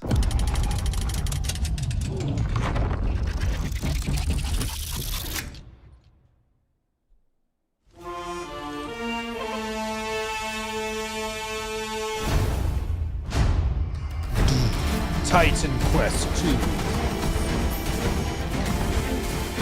Oh no, my childhood, the game? No, Beluxi, no. Do you need a hug?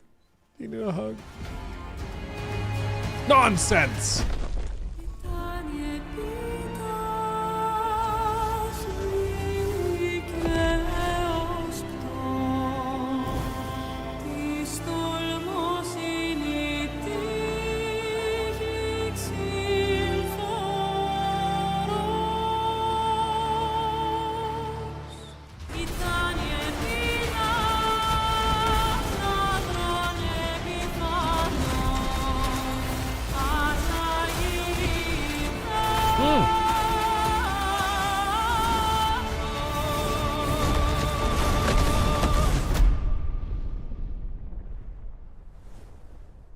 Hell yeah.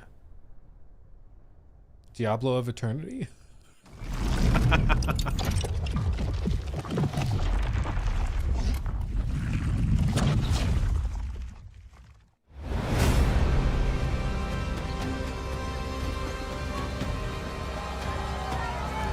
Last train home. I believe that you can choose your path.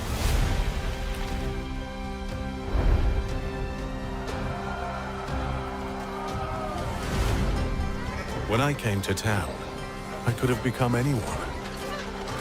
A merchant, a priest, a blacksmith,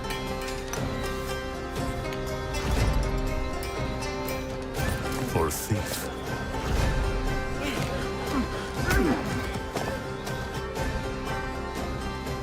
But I decided to uphold the law. The town flourished with culture and business.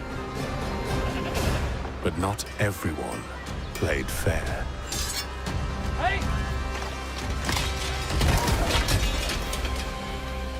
In the most unlikely of situations, I fell in love.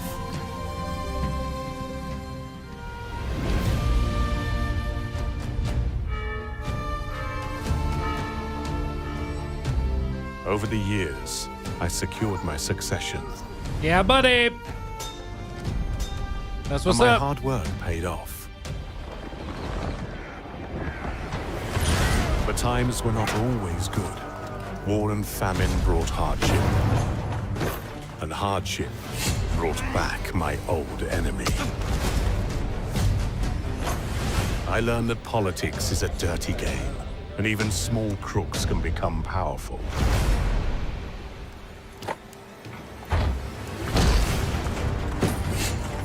But I've always wanted justice.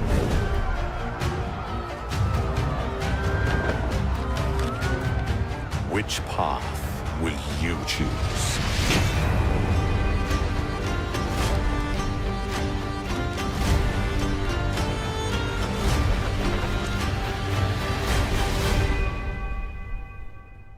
That's my kind of game.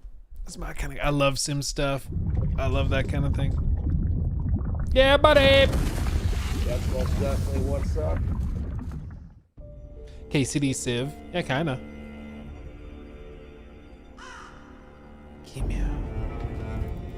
Oh, the Gothic remake. Have you ever wondered why the formation of the barrier went out of control?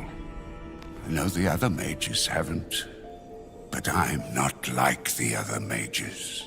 I see everything. And I see how the barrier affects all living things in this God's forsaken colony. And every convict will eventually succumb to its influence. The old camp, with their pitiful illusion of order and safety. Yeah. And yes, the so-called Brotherhood of the Sleeper, worshipping their mysterious god. They might be onto something. And the orcs. Well, you might dismiss their culture as primitive, but it would be prudent to study them carefully. Maybe the key to all of this lies buried deep under their sanctuaries. I cannot unravel these mysteries all alone. I need allies. Allies who look out for more than their own survival. Allies who accomplish things you might have considered impossible. Allies I will meet soon enough. Actual gameplay.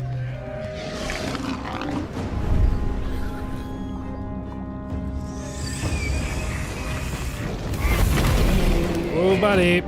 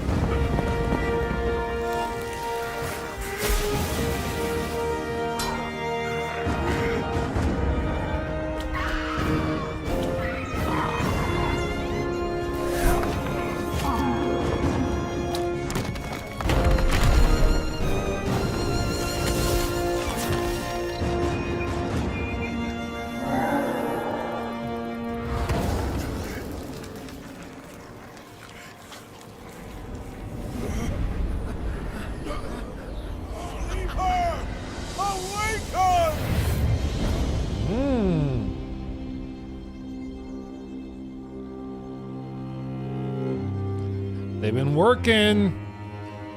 Early 26. Demo. Oh, demo available now on consoles, it says. They dropped a demo?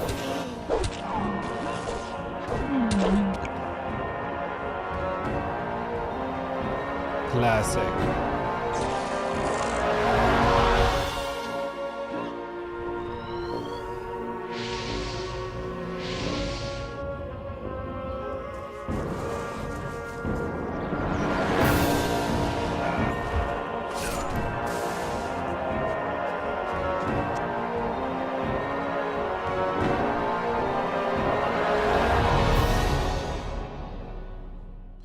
Coming 2026 to Xbox and PlayStation. Wow. Yep, they have it available now, downloading now. Oh, well, wow. Why didn't they lead with that? That's crazy. Oh, Reanimal. I've been waiting for this, dude. This is from the guys who did Little Nightmares, and I'm a fan. I like their stuff. It's old news. Oh, so they already had it out? Okay, that makes sense. I missed it.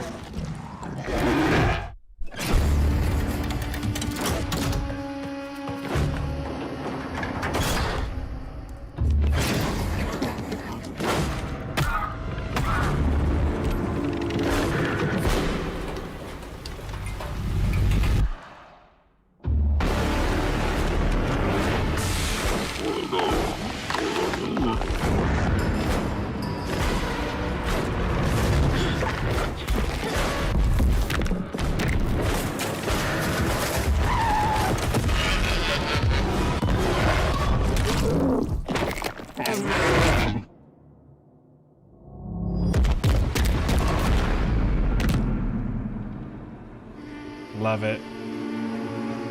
I love it. It's coming to Switch 2 as well.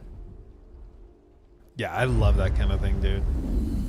Q1.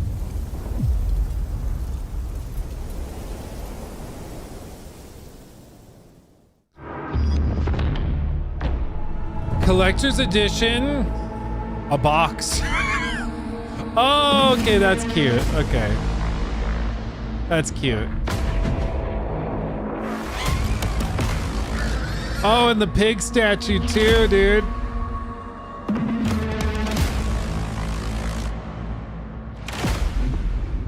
Map poster.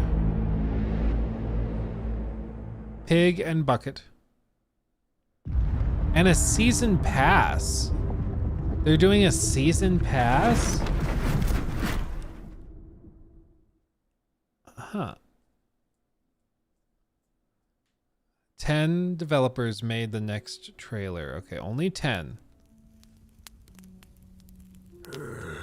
Como tan hokore aratakura. Santo kakoran shipa. Sentu nema kun. Kitoma. Uchi kitoma. Labok. Jolgo fan kurabakut. Tumo tankle. Utagarun ushokli dantifa. Zendakan maritoma.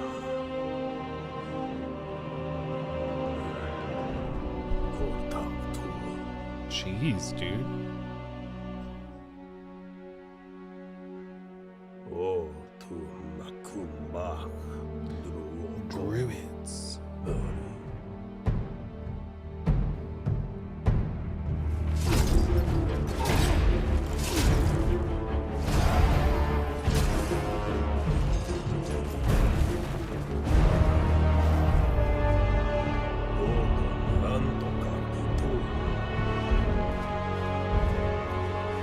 Dude, made by 10 people. It's given the vibes of like old school Elder Scrolls, is it not? Is that just me?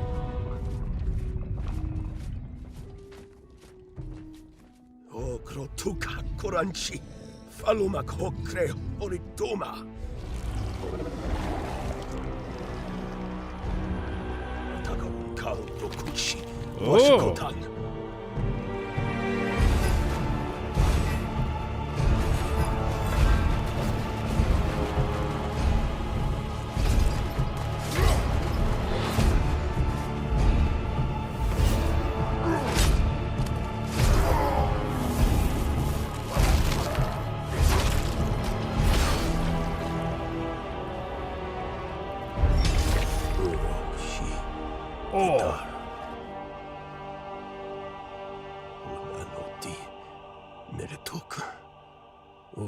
Ketoanshi Utan Veta Kipa.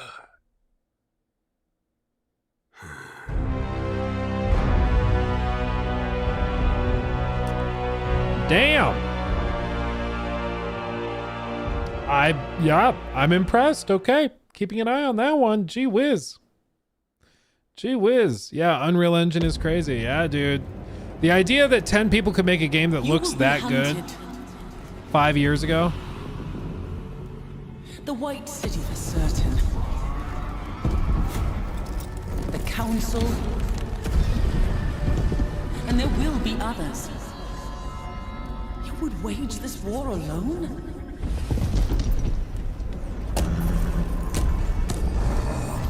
No. Not alone.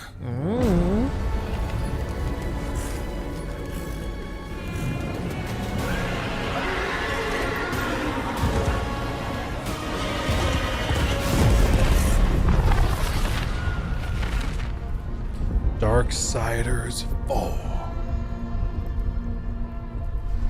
Whoa. Okay, well. Just a glance. We just got a glance. Not much, but it's okay. It's okay. Just a glance. Let you know it's a thing. Okay, I think that's it. Honestly, pretty impressive little showcase for dropping in the middle of... Not middle, at the very start of August. Like, kind of nowhere. Basically just announcing release dates for most of it. Or release windows. Dude, I'm so here for Reanimal. Yeah, this medieval one looks cool. That one I think is going to be really cool. SpongeBob. That one on the, like, with the floating islands of garbage. That one I'm intrigued by because it sounds weird and different. But I just don't know how it actually turns into a video game. Like, it's one of those where I think you just got to play it to understand.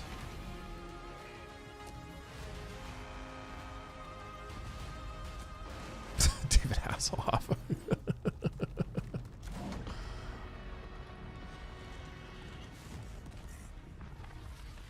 Well, there you go. There you go. Fun little game. Yeah, I think so Darksiders 4, I mean, we didn't really see anything for that, so it's kind of hard to say. Fate Keeper being made by 10 people, that's ridiculous. But that one, he mentioned trials. He said there will be many trials ahead. It makes me think maybe it's like fighting through waves of enemies or like basic tasks through it. So it's probably not a huge game, but that's one to pay attention to. That seems crazy. Reanimal, like I said, I just love the dark spoopy vibes and I like Little Nightmares, so I like that. Titan Quest 2 also looked solid. Titans of the Tide seems, you know, these games are never going to be masterpieces, but as long as they're fun, that's all they need to be. Gothic Remake, The Guild, that one again is like right up my alley. The Eternal Life of Goldman, I think we did witness trauma in real time, so that one I think is also interesting. And the animation and like hand-drawn art style, very, very cool. Really like that one. Recreation, not my kind of game personally. Same with Wreckfest as well, not my typical thing. Tides of Tomorrow, again, interesting. I just don't know how it turns into a video game. They keep saying that like you interact with other players' choices and other players will affect your choices. And I just don't know what that means, you know? Like, I don't know if that means, so this other player opened this door and now you can go in that door and you wouldn't have been able to if they had chosen to go the other route. Like, I don't know if that's what that means or if it means like you just watch what they do and learn from the ghost outline of what they did and that informs your choice. Like, I don't know. It's that's one where once we see like a play test or a preview, I feel like it's going to be night and day and we'll be like, oh, okay, that makes sense. Or, oh, that looks lame, but we'll have to see actual gameplay. Sacred 2 remaster. Some people are going to be very, very excited about that. Same with Gothic Classic 1, 2, and 3. These types of things, just for sake of preservation, are really cool to have a complete package put together so you can re-experience it. Even though they're doing, of course, a remake, like having the originals is always really cool to see. So honestly, solid little showcase. I'll give it to you, THQ Nordic. That was honestly like a really fun time. Really fun time. I got to give it to them. I didn't know that was happening this morning, but I'm here for it. I'm here for it. So, booyah. Booyah. New report from Jason Schreier, next Bioshock game in development turmoil. Oh wait. Oh wait. You don't say. Bloomberg. Bloom. Come on.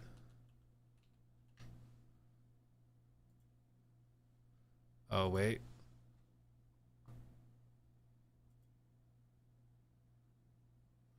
Is the full article unlocked or no? Please hold. I can fix this. I can fix this. Do I need to just start paying for a Bloomberg membership so that they don't get mad at me?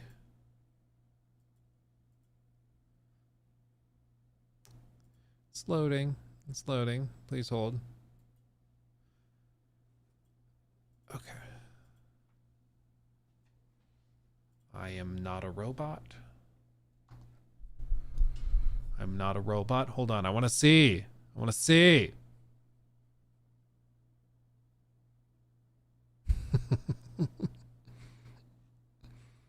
Come on. I used to have a Bloomberg membership back in college. They gave discounts to students. So I had my Bloomberg membership all through college, but I have not had it in a while. Come on. Everybody's trying to archive stuff apparently. All at the same time. Wonder if Wayback Machine. Oh, here. Somebody already did it. Okay. New segment. Let's see. The next Bioshock game changes leaders after development turmoil, reports Jason Schreier. Oh, Take-Two Interactive Software's they're overhauling parts of their next Bioshock game and shaking up management after senior executives expressed they were unhappy with its development, according to people familiar with the situation.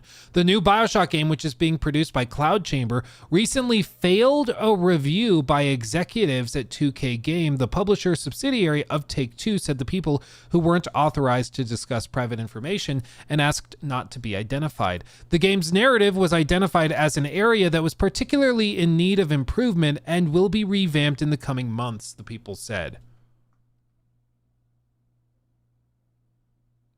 They specifically didn't like the story. 2K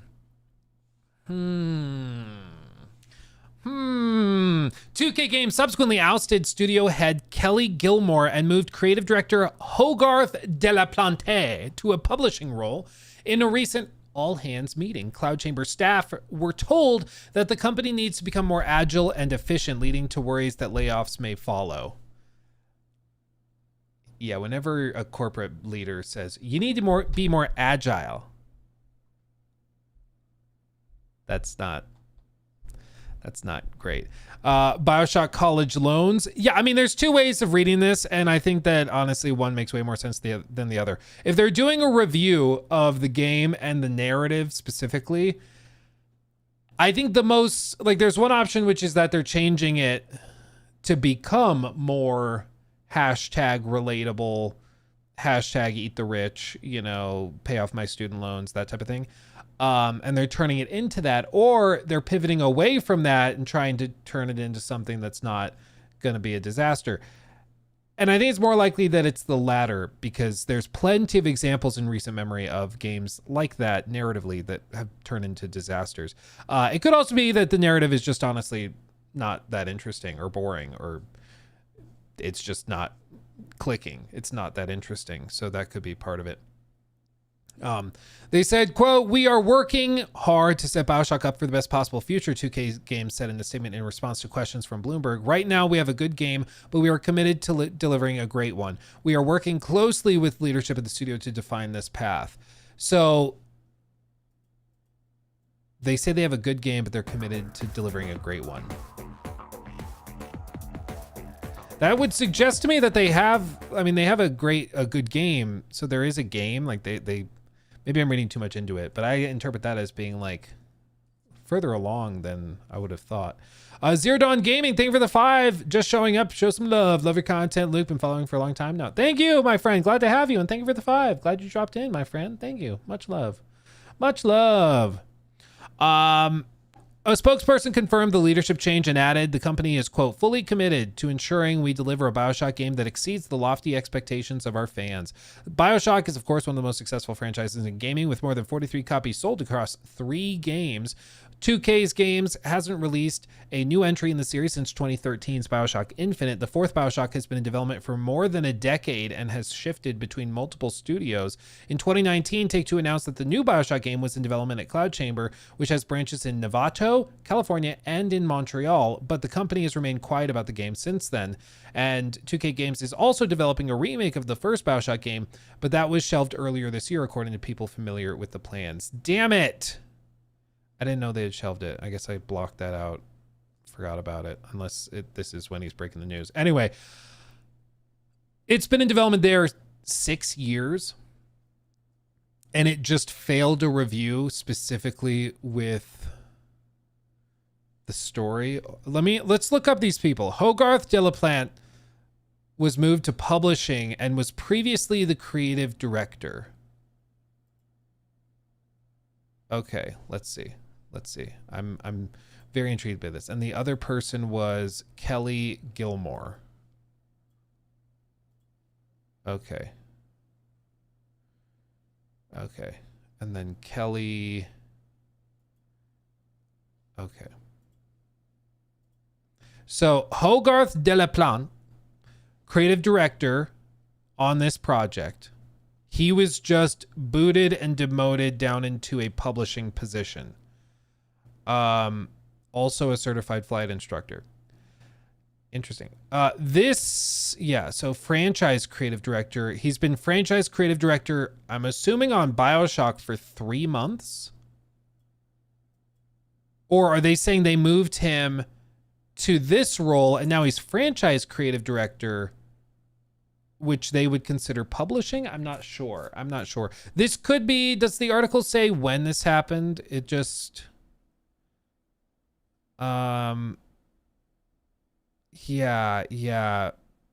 recently failed. So it could be within 3 months.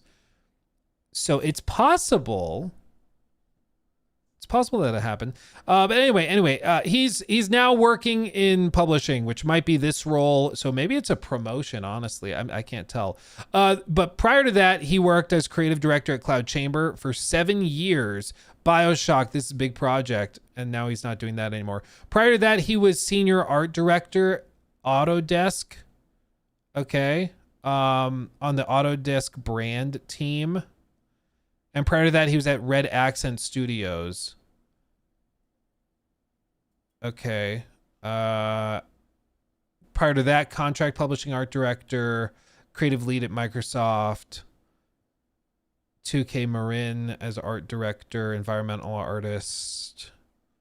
So he didn't really, he's been around forever, but he didn't have a lot of like big name credits and stuff. Post shipping of Microsoft Flight Simulator back in 2012, which makes sense because he's a certified flight instructor. So yeah, interesting. Didn't have like the craziest resume, it seemed, but he's been the creative director for 7 years on the project. And then Kelly Gilmore, let's see, was promoted. Let's see. So for 7 years since the beginning, going between Novato and Montreal, and is the global studio head. And they said in the article that Kelly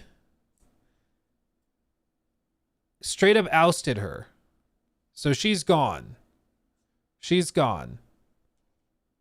And prior to that was executive producer and director of marketing at Firaxis, who does like all those sim games that I love dearly.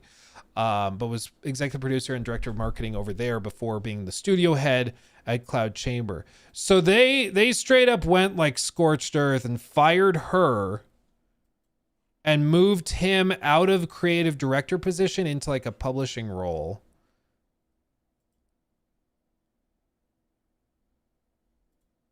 and are overhauling the story.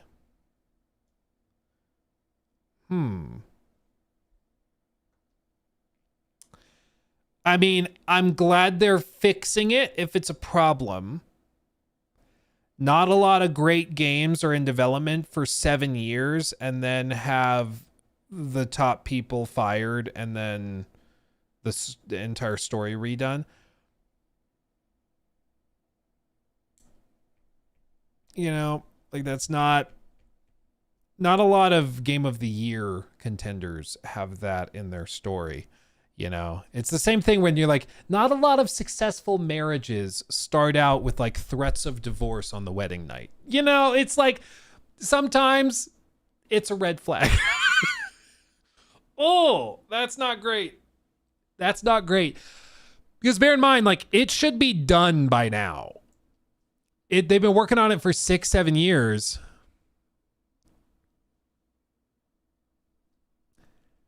And they're restarting the story or like reworking it completely. But I mean, this is the other thing. There's the other way to look at this, which is that it's actually really good. Because remember, one of the things we've said about games like Suicide Squad, Saints Row Reboot, Forspoken, unfortunately, there's a lot of examples, but there just are. But we've said with these games, how did they end up coming out when the writing is so horrible and they had literally no idea it was going to be received poorly? Like how on earth, how on earth do they get across the finish line and then they release and people are genuinely surprised that everybody else finds the dialogue cringy or they find these side quests super cringy? Like, how does that happen? And I think it's because of a failure of actual reviewing. Nobody wants to be the bad guy and say, no, that sucks. Yeah, it's kind of like an echo chamber, but it's also like this desire to just be a team player and be like, that's awesome. Yeah, Luke, you did that. That's a great scene. You wrote a great scene. Maybe the scene sucks and you should tell me that. You know, it doesn't, at the end of the day, we're making a product, right? So like if the scene sucks, cut the scene. If the quest sucks, cut the quest. If this character is annoying as hell and everybody hates them, cut the character. Even if I think they're super relatable, like cut them. So maybe this is just honestly a reflection of that. And I don't want to make everything about like, oh, it was going to be cringy. Maybe it honestly was just a story that wasn't that compelling. Maybe it was like, hey, we wrote this story and it turns out it's, we didn't realize it. It's the exact plot of the movie Coco. Oops, we need to redo it. Maybe that's what it is. And it's just, they happen to have a story that's identical to something else. And it's just coincidental if they need to redo it. Or rework parts of it. Maybe it's that the characters are cringy as hell. Maybe it's that, you know, it feels rushed or it's way too slow and grindy. Who knows? But at least they're trying to fix it before just shoving it out and leaving it be. And you better believe that every executive, everybody in the industry right now is hypersensitive to like these types of cringy stories that influencers can latch onto. Because with Forspoken, we didn't need to even edit videos. We didn't need to do anything. We just literally watched the cutscenes and let it speak for itself. Like how I found Trevor, one of my editors that works for me now, is that he cut this together. 3 million views. And it literally is just a highlight reel. The music immediately starts. Why did the music kick on like that? And it's not editing the cutscene in a funny way. It's not adding voice filters. It's not doing anything. It literally is just playing the scene for what it is. And people found it so cringy that this video has 3 million views. You know, like you don't have to try that hard. You don't have to try that hard. Like it's just, when it's this terrible, it speaks for itself. So now every executive in the industry is terrified at the idea that they could run into that same situation, that they could have a $200 million investment go belly up because they were trying to please, they're trying to please the TikTok crowd or something. Like they they look like a street gang of TikTokers. Yeah, kind of. Yeah, and it's just at some point you gotta just review it and be hardcore. It's the thing I've said before, is like the one thing that the corporate guys love more than like the accolades of journalists and people on Blue Sky is money. And so it's fine to like cater to one crowd over here or whatever, so long as they're still making money. But when they stop making money, and worse, they start losing money, then screw that, whatever, we'll ignore that. We got to make money again. And that's why I think they're in this position. I'd be really interested in hearing what the problems with the story are, because again, if it's, they've been doing, you know, regular check-ins on the game, I'm sure, but the fact that something in this story and in this review, they said the story was identified as an area that was particularly in need of improvement. And this is coming from Jason Schreier, by the way. So like, it's for him to bring up the story as a component should tell you something, but he's saying through his reporting that the people speaking to him were like, yeah, the story was called out. And if the response to that is so severe that they are revamping the story and it caused them to lose all faith in the studio head who's been there since the beginning for 7 years, they fire her completely and they move Hogarth out into a different role entirely. So he's gone. So now the creative director on the project is gone and the studio head is gone. They're shaking it up hardcore.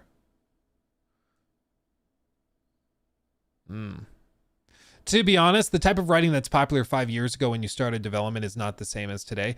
Well, yeah, it's because, I mean, it's why you can't trend chase, because if you're trying to chase trends, you will always end up with, you know, the wave you hoped to ride breaking in front of you and you miss it. Like, you just have to write a compelling story and then trust that the audience will connect with it by the time it comes out. And a lot of writing is timeless as well. Bioshock Infinite is still very compelling today. Same with Bioshock 1 and 2 and, you know, frickin' The Witcher 3, Witcher 2. You can point to those. The Last of Us from 2013, still very compelling. There's lots of examples of games. Spec Ops: The Line. Like, there's so many examples of games that are super compelling even decades later because they're just good stories. You know, they weren't trying to be hip and cool for the time. They were just trying to make a good story, you know? 7 years in and only just realizing the story sucks means someone has not been checking in enough. Or, Baluxi, the other option is that they thought, given the state of what was popular 3-4 years ago when the story was starting, to really get kicked into overdrive. Maybe at that time they thought it would be successful. Maybe at that time they thought, oh, if we release this today, this would go well. People would love this. But in the last handful of years, there's been a series of colossal flops, and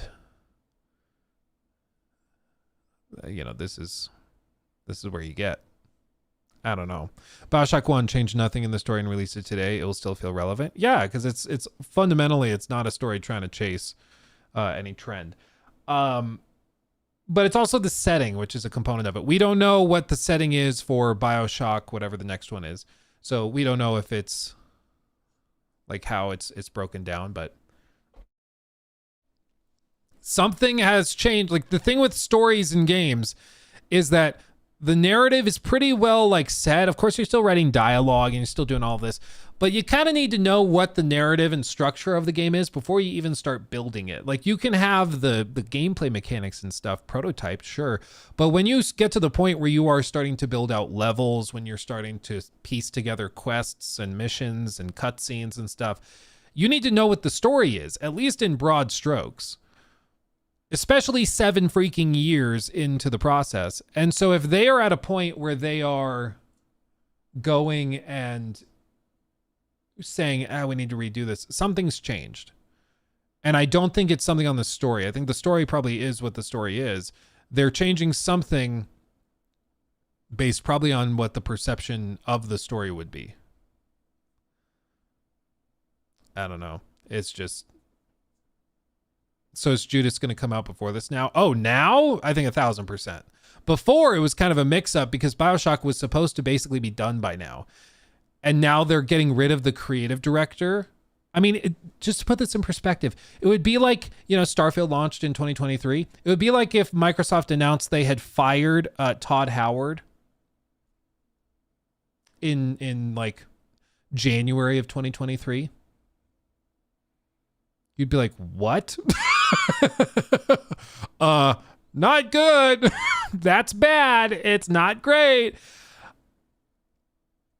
That's effectively what's happening here. They're booting the studio head out completely and also moving the creative director out completely, which suggests that they were not happy with the work they were doing. And if the person in charge of the entire studio is leaving you dissatisfied, it probably means you're not happy with the general studio itself. And, you know, it makes sense also if they're saying, hey, you need to be more agile. You need agile and efficient. It also means that they probably are looking at it and they're like 7 years in and you're still like a year or two out from launch. This is ridiculous. In which case, honestly, efficiency. Yeah, that's fair to say. That's fair to say. It's taken 7 years. I don't think there's any mystery that things are taking way too much time. They should bring back Ken Levine. Problem solved. The problem is Ken Levine is kind of like this, but in some ways even worse. Ken Levine is a perfectionist, so he'll make a good game, I'm sure, but Ken will have a game caught in development hell for a decade because he's just not happy with it. And he keeps changing stuff constantly. It's like a well-known thing with Ken Levine. Brilliant game designer and director, but he just constantly wants to change stuff. And so it just takes forever. And he's lucky that he has a studio of his own and he has a publisher that's willing to let him do whatever he wants to do, but it's because of his previous success with like Bioshock Infinite. So he's an exception, but he's so balls deep in Judas that I don't think he has the capacity to work on anything, because they could have had him go and do another Bioshock immediately after. That was an option. And why exactly it didn't happen, we don't know. It's not really public or anything. Some people think he wasn't allowed, like he wanted to make Bioshock, but he wasn't allowed to make Bioshock because they were worried he was going to take too much time and it was going to be too expensive. Other people suggest he didn't want to make a new Bioshock because the expectations were too high, or he'd be too, like they told him, you're not going to have as much time to do it. We need to get it out faster. So he wanted a different studio and to do a different thing. It's messy, but either way, you know, they didn't have him working on the new Bioshock for a reason. Perfect is the enemy of the good. I mean, I think in this case, they thought that they could just go make a new Bioshock game, and then they realized it's really difficult to make a Bioshock game that people like and connect with. And so it's been in development hell for a decade, and it's been at this studio for 7 years, and now they're scrapping huge chunks of it. Like, what are we doing? It's mind-blowing that any publisher will allow a project to even go 1 year or past 1 year without clear direction. Well, I think they do have clear direction, but then also like an executive might change their mind or shift around. It's really hard to say. What I will say, and I won't be too specific, is I spoke to somebody earlier this year who would know what was going on with the Bioshock project. And at that time, earlier this year, there was a lot of positivity, and they really thought that they were like on track, and it was probably sooner rather than later. And they were in the home stretch. I think the exact phrase they used was, it's in the home stretch. So hearing this, I'm sure it's a surprise to the studio as well that they failed that checkup and management is not happy with it.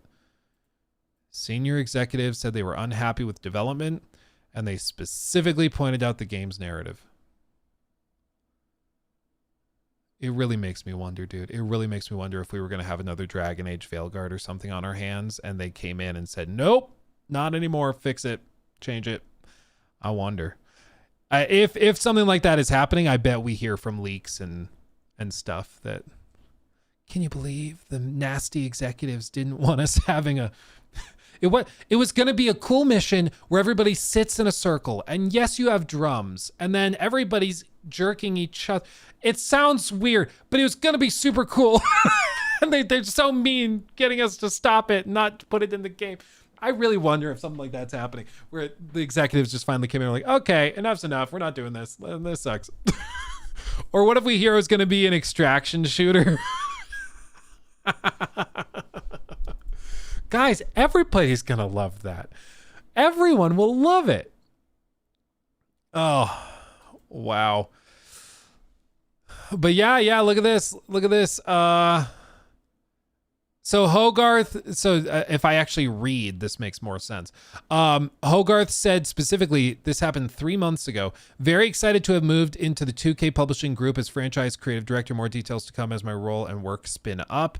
And he specifically labeled it as creative director, AAA video games, VR, and brand. So it sounds like he got promoted. She got fired. She hasn't updated her page or anything.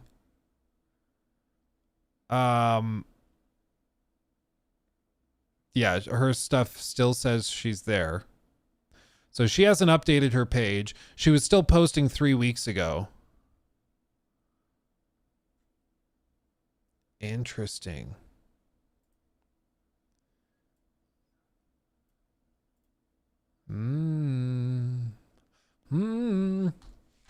It's not great. It's not great. There's this. I went from being like, ooh, new Bioshock to, oh God, here we go again. Here we go again. We can't have nice things. Bummer, dude. Bummer. Learning to code right now? No, she's probably learning how to use ChatGPT. I don't know, to code. That apparently is the new vibe. Red Syndrome, thank you for the sub over on Twitch, my friend. Thank you. Glad to have you. Thank you. Anyway. That's very sad. But, I mean, are we really that shocked BioWare is having... BioWare. Huh! Freudian slip. Bioshock. Are we really shocked that Bioshock is having trouble in development at this point? A decade? Well, over a decade. It's been 12 years since Bioshock Infinite. Like, literally 12 since the last game. And it's not for lack of trying. They've been trying to make this since then. But initially it was going to be made at the same studio. That studio gets shut down. Ken Levine gets his own studio revved up, and they make a brand new studio that's just for Bioshock, and they work on it for ages. And now this, and they're firing the people in charge, moving them around to different positions and rewriting stuff. It's just, wow. I was a child when the last one came out. Yeah, dude. I was what, like 15, 16 years old when the last one came out? Damn.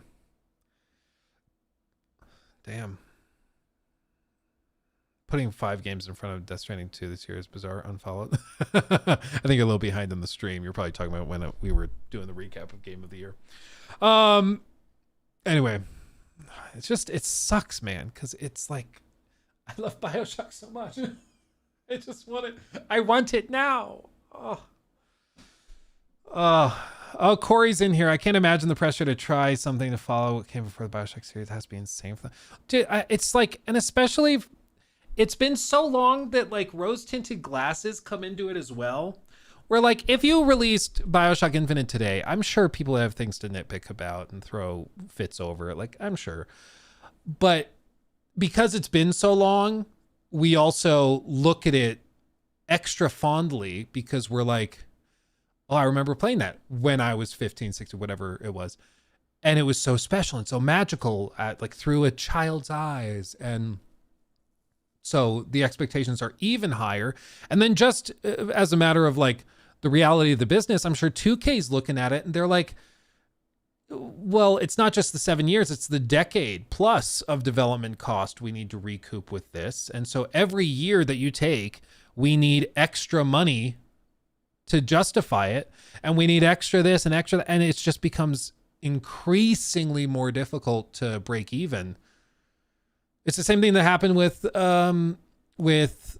Veilguard, where they're working on that game for a decade, and it restarts development 2 or 3 separate times with 2 different creative directors, or I think it was 3 actually.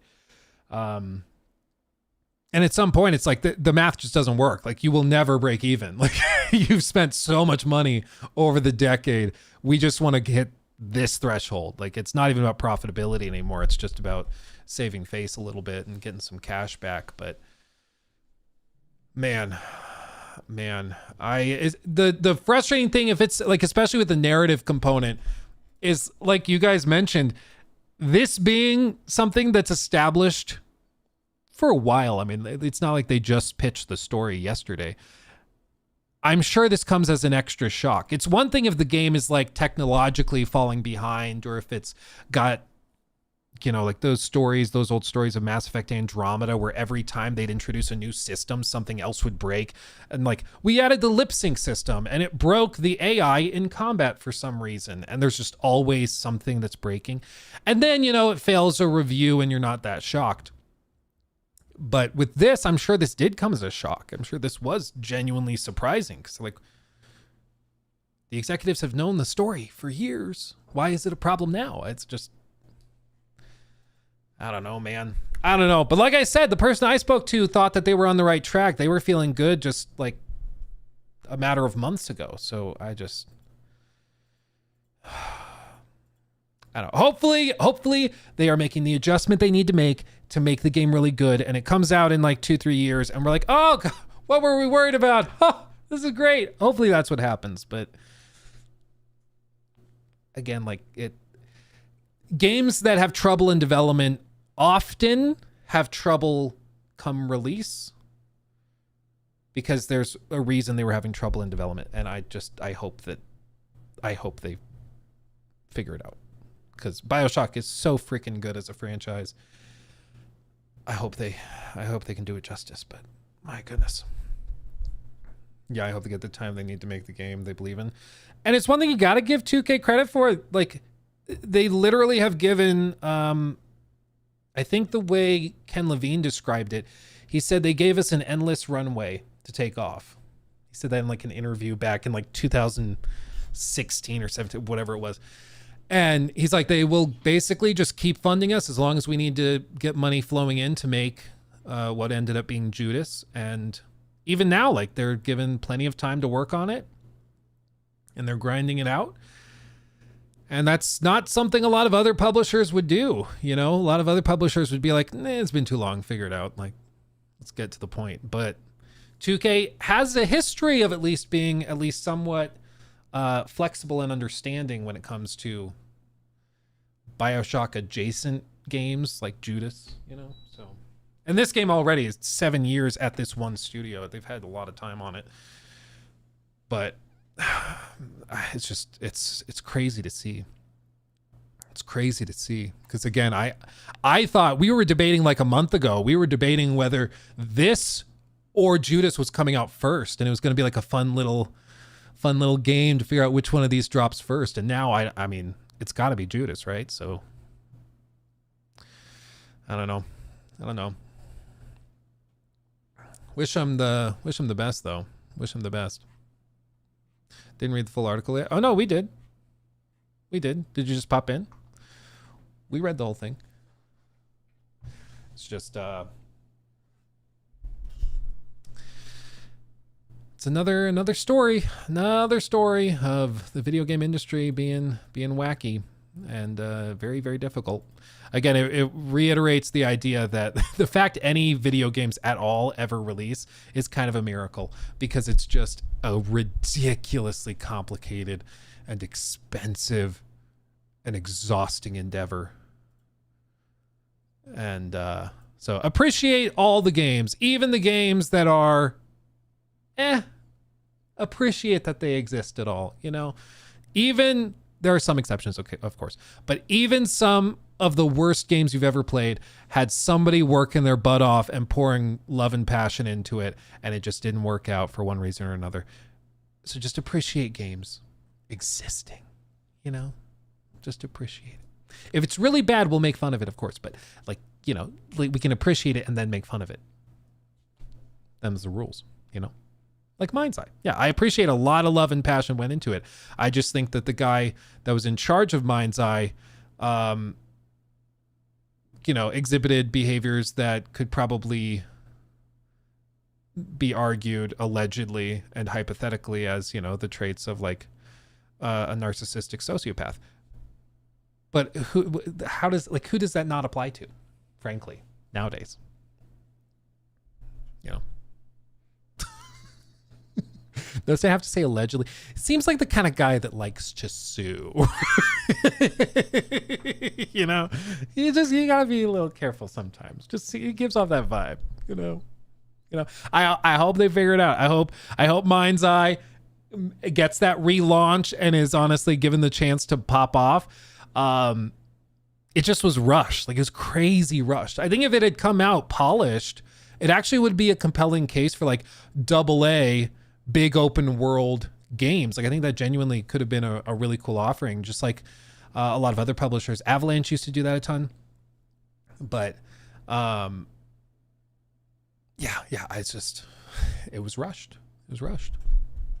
But true, you're just like that. Exactly. Aren't we all?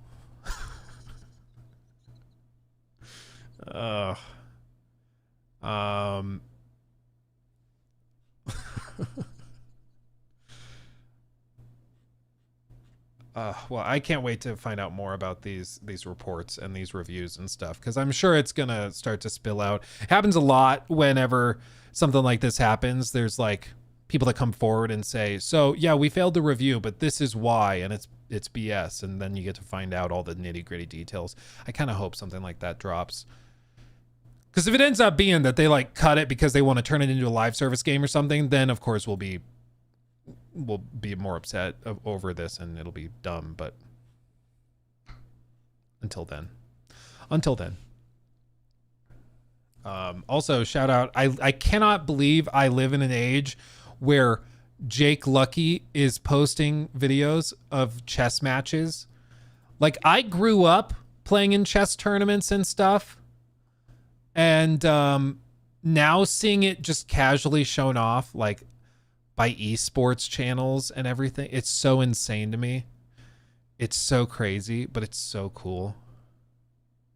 I freaking love it. I freaking love it, dude. You should play chess if you haven't already. You should go play chess. I go hard with chess, and I mean, I've wanted to get back into it, because back in the day I went to like the big tournaments and I used to grind it out really hard.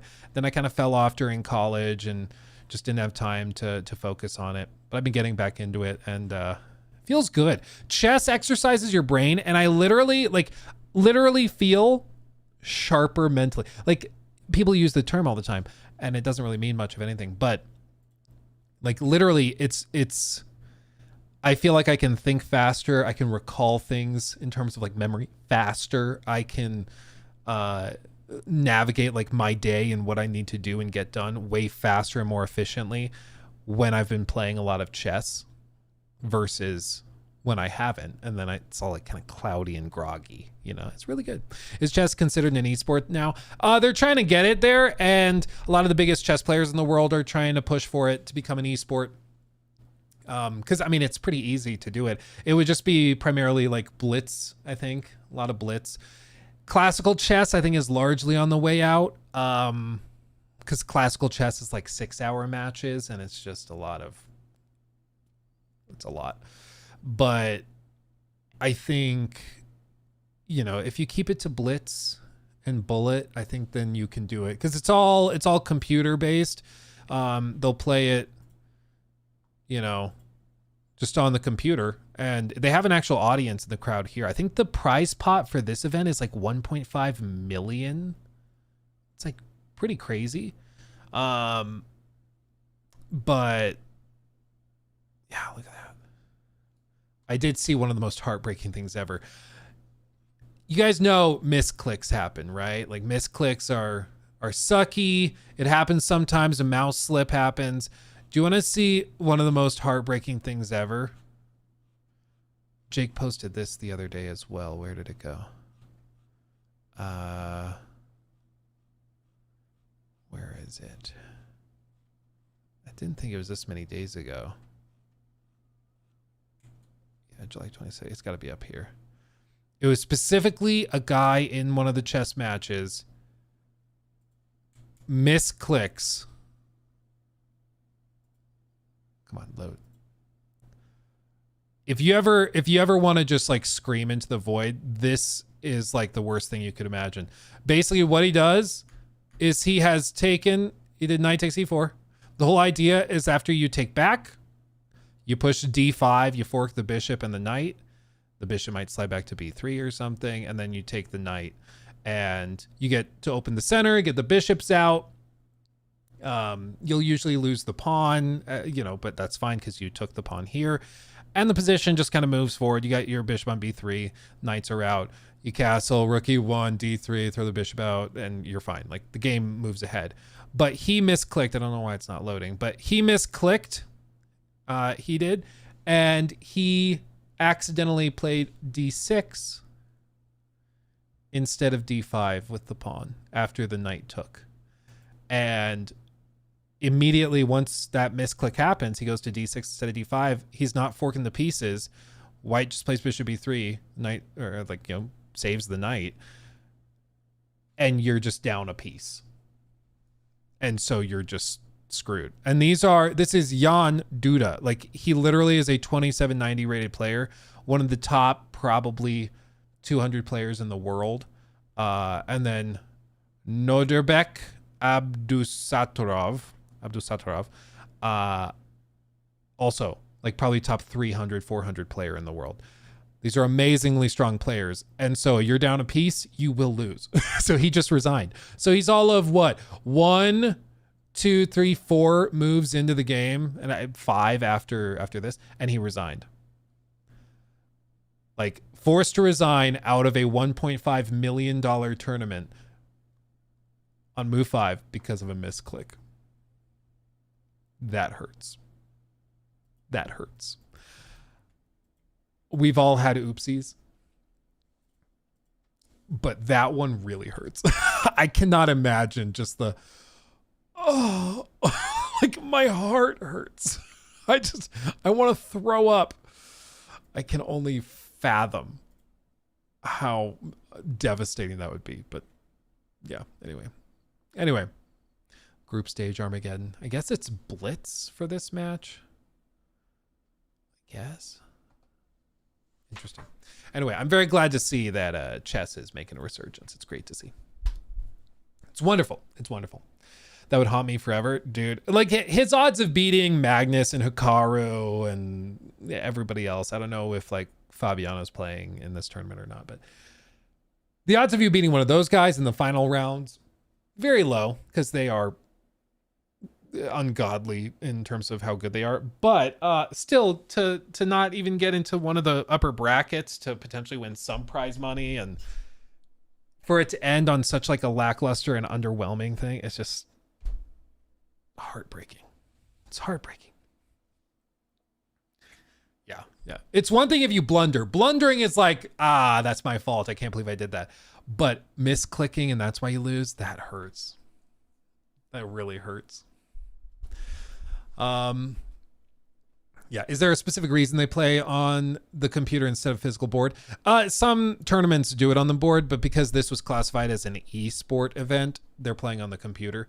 And when you play on the computer, the one thing that's nice is that, for one, it's really easy to stream and distribute publicly. And then it's also really, really easy to, I wonder if I go here, chess. The rules will always, of course, be consistent and readily enforced. So there is no, are his videos only for subs? I guess so. Bummer, dude. I guess another way of doing it is just Hikaru Bullet. You can play rounds like bullet chess, or speed controls like bullet, and bullet is just 1 minute each side. So it's a lot of pre-moving, and you can play bullet over the board, but it's very, very difficult because pieces just start flying and things just, it's not that good. It doesn't work that well. But you're able to play these super fast matches when you play bullet.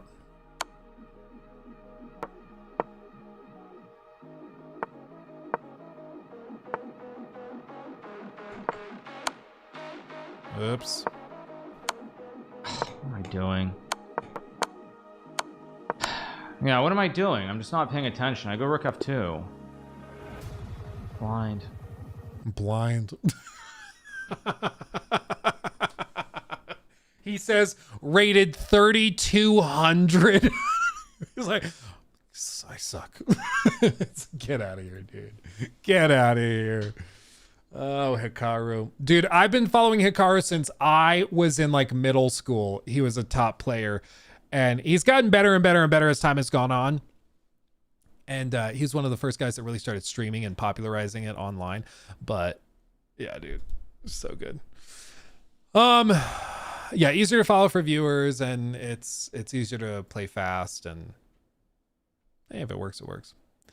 High on Life 2 trailer, the one from a while back, or is it a new one?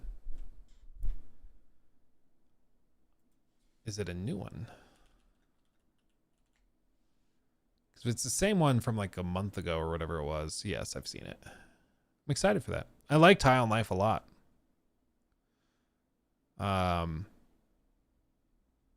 Yeah, I liked it a lot. I know the reviews were kind of mean towards it, but I honestly enjoyed it. I enjoyed it. Let's see. Real serious, thank you. Do you think Hans Niemann cheated with Magnus? Cheated with Magnus? I think he definitely cheated online. The data's pretty clear. Like, he played too many, like, literally perfect games. And I believe he had previously admitted to cheating in some online matches. So he definitely cheated online. As for whether he cheated against Magnus specifically, I'm not convinced of that. I think he just had a few really good games. But the problem is, once you've cheated in chess and you've demonstrated that you're willing to do that, it's on the table for you, then it gets in your head really, really bad. And I think it got in Magnus's head, and he was like, I just don't trust this guy, and he's making moves that I don't think he would be making normally. Hans is weird because if you watch his matches and his games, he goes from making and playing really, really good chess, and he plays at like a 2,900 level. And then he has a tournament where he plays down at like 2,600. Still an incredibly strong player, but like he swings pretty severely across, from tournament to tournament. And some people say, well, the ones he performs well at are the ones he's cheating in, and the ones that he performs at 2,600 are the ones he's not. And maybe that's true, but I think that it's also possible that he just is a guy that has some good days and good weeks and then some bad weeks, because there are people like that. Back when I was playing in tournaments, there was a guy I knew, and one tournament, was it the Colorado Open? It was something like that. And he beat like the number 1 seed, the number 2 seed, the number 3 seed on Saturday of the tournament.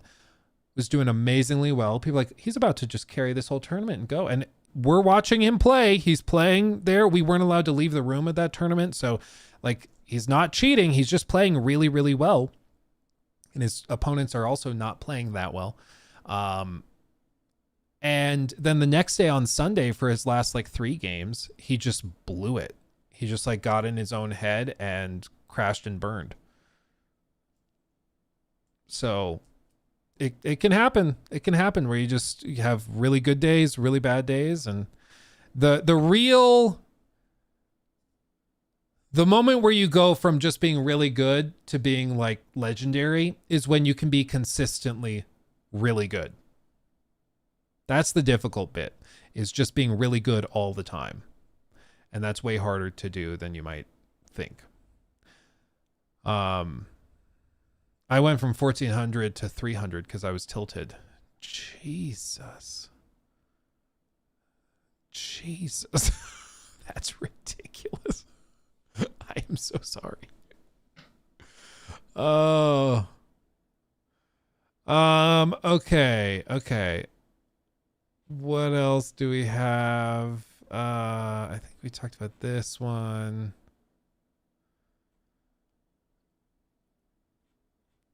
Oh, did Magnus win? Magnus did win that tournament. Okay. Can't say I'm surprised. Okay. let's see. Do I have anything else on my docket?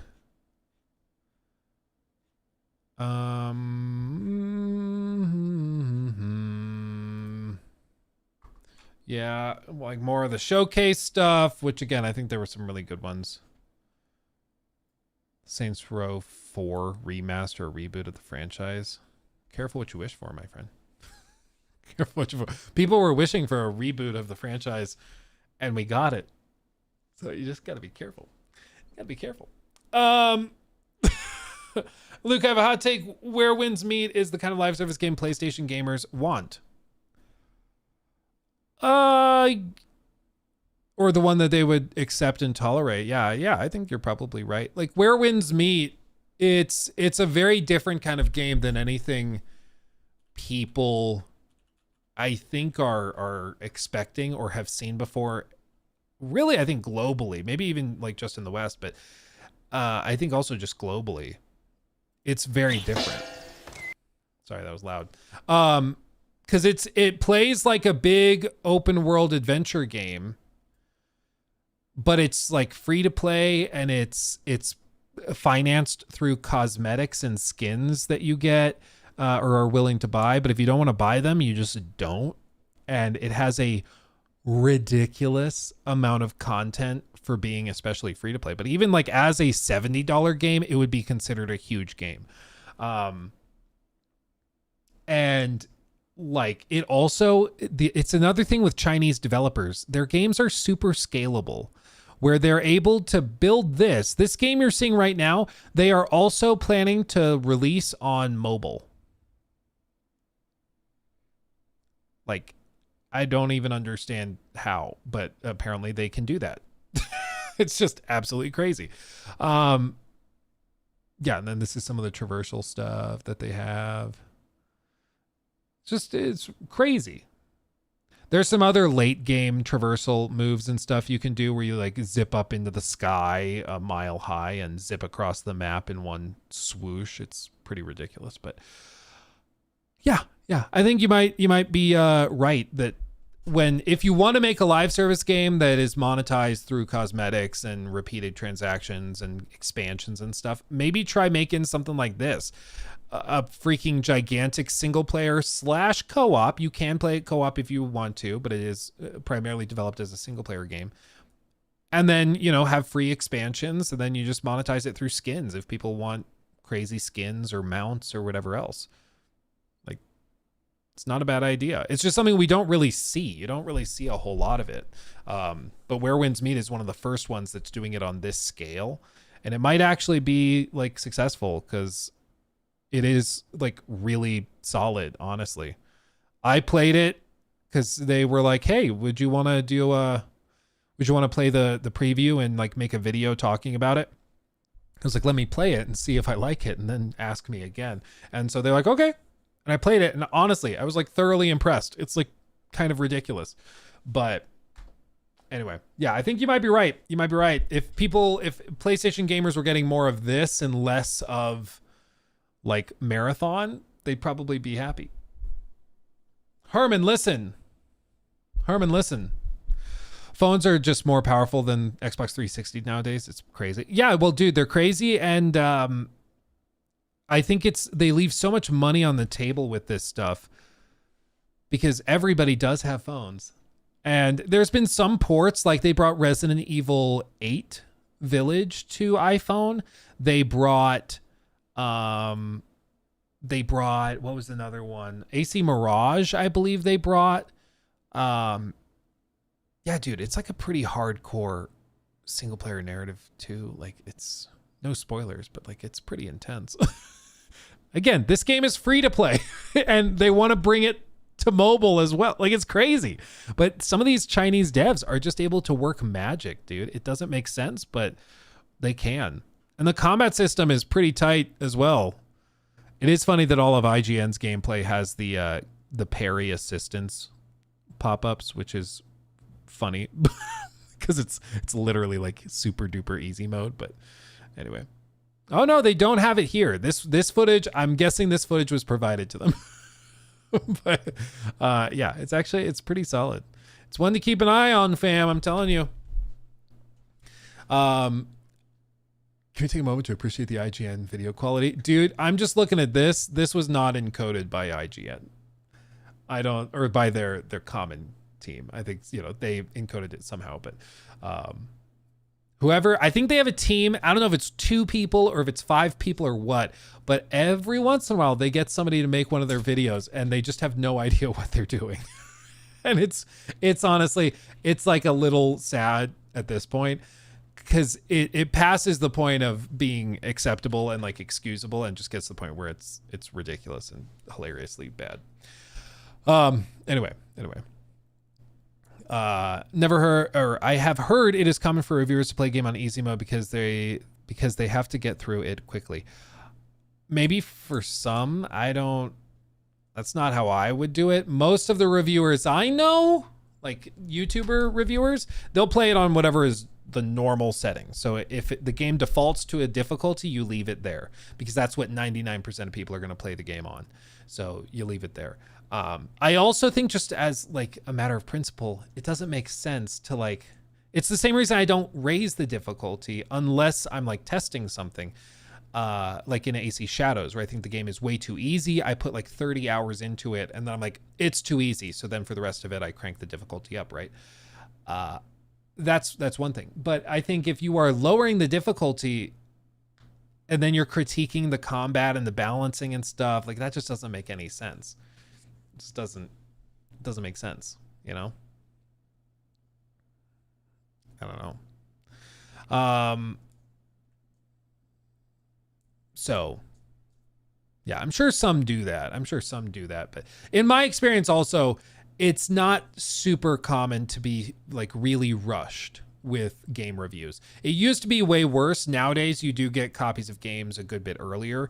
It's pretty common to have them for like a full week. There's some exceptions. Like Corey was in here earlier, but when I got the review code for God of War Ragnarok, I had that for, I think it was like 3 days or 4 days or something before the review embargo lifted. It was like pretty tight turnaround, but that was mainly because they had like 2 waves of review codes and it was like a whole thing. Are you sure that's Corey? Oh yeah. No, you can click on his name. It takes you to his page where he posted the video reacting to reviews. The video that has like 8 million views or whatever. So yeah, he pops in every once in a while. It's good to see him. But there's also one of the head honcho directors for all of Assassin's Creed casually told me when I was in Quebec that he pops into the streams all the time. So you never know who's in here. I'll just say that. You never know who's watching. It's why I tell you guys, if you have feedback and stuff, put it in the comments. Like, put it in because they read them. They're people like you and me, dude. Like, even though we see them in videos and stuff, they hang out, they pop in, they read stuff. Like, it happens. It happens. So you got to be ready. You got to be ready. Todd, are you there? He's like, I just want to see the candle. Show me the candle, Luke. Light the candle. Do you think every time I light the candle, Todd's tattoos he has all over his back light up? I imagine he has like a full back piece similar to, something straight out of Yakuza, and then whenever the candle lights, like it turns red and starts glowing and then spreads through his arms and it gives him like super coding abilities. He types like this. He types like flintlock wood and clouded with a chance of meatballs. That's what I think. Chancer, social experiment videos. Do you want me to remind you next week or do you keep track? Oh, I mean, you can do that next week. I'm sure Monday we can pop into it. It's in my list of like bookmarked things for the stream. So I'll see it next week as well. But sure, feel free to bring it up again. But yeah, I'm excited to see that because that's very interesting. There was another one. Do you guys remember? There was another guy. Oh, it's going to kill me. There was another case where somebody was sending fake leaks to YouTubers, and he sent a fake leak to like It's one of those like common grifter like fanboy channels, but he sent him a fake leak and then got him to, oh, you know what it was?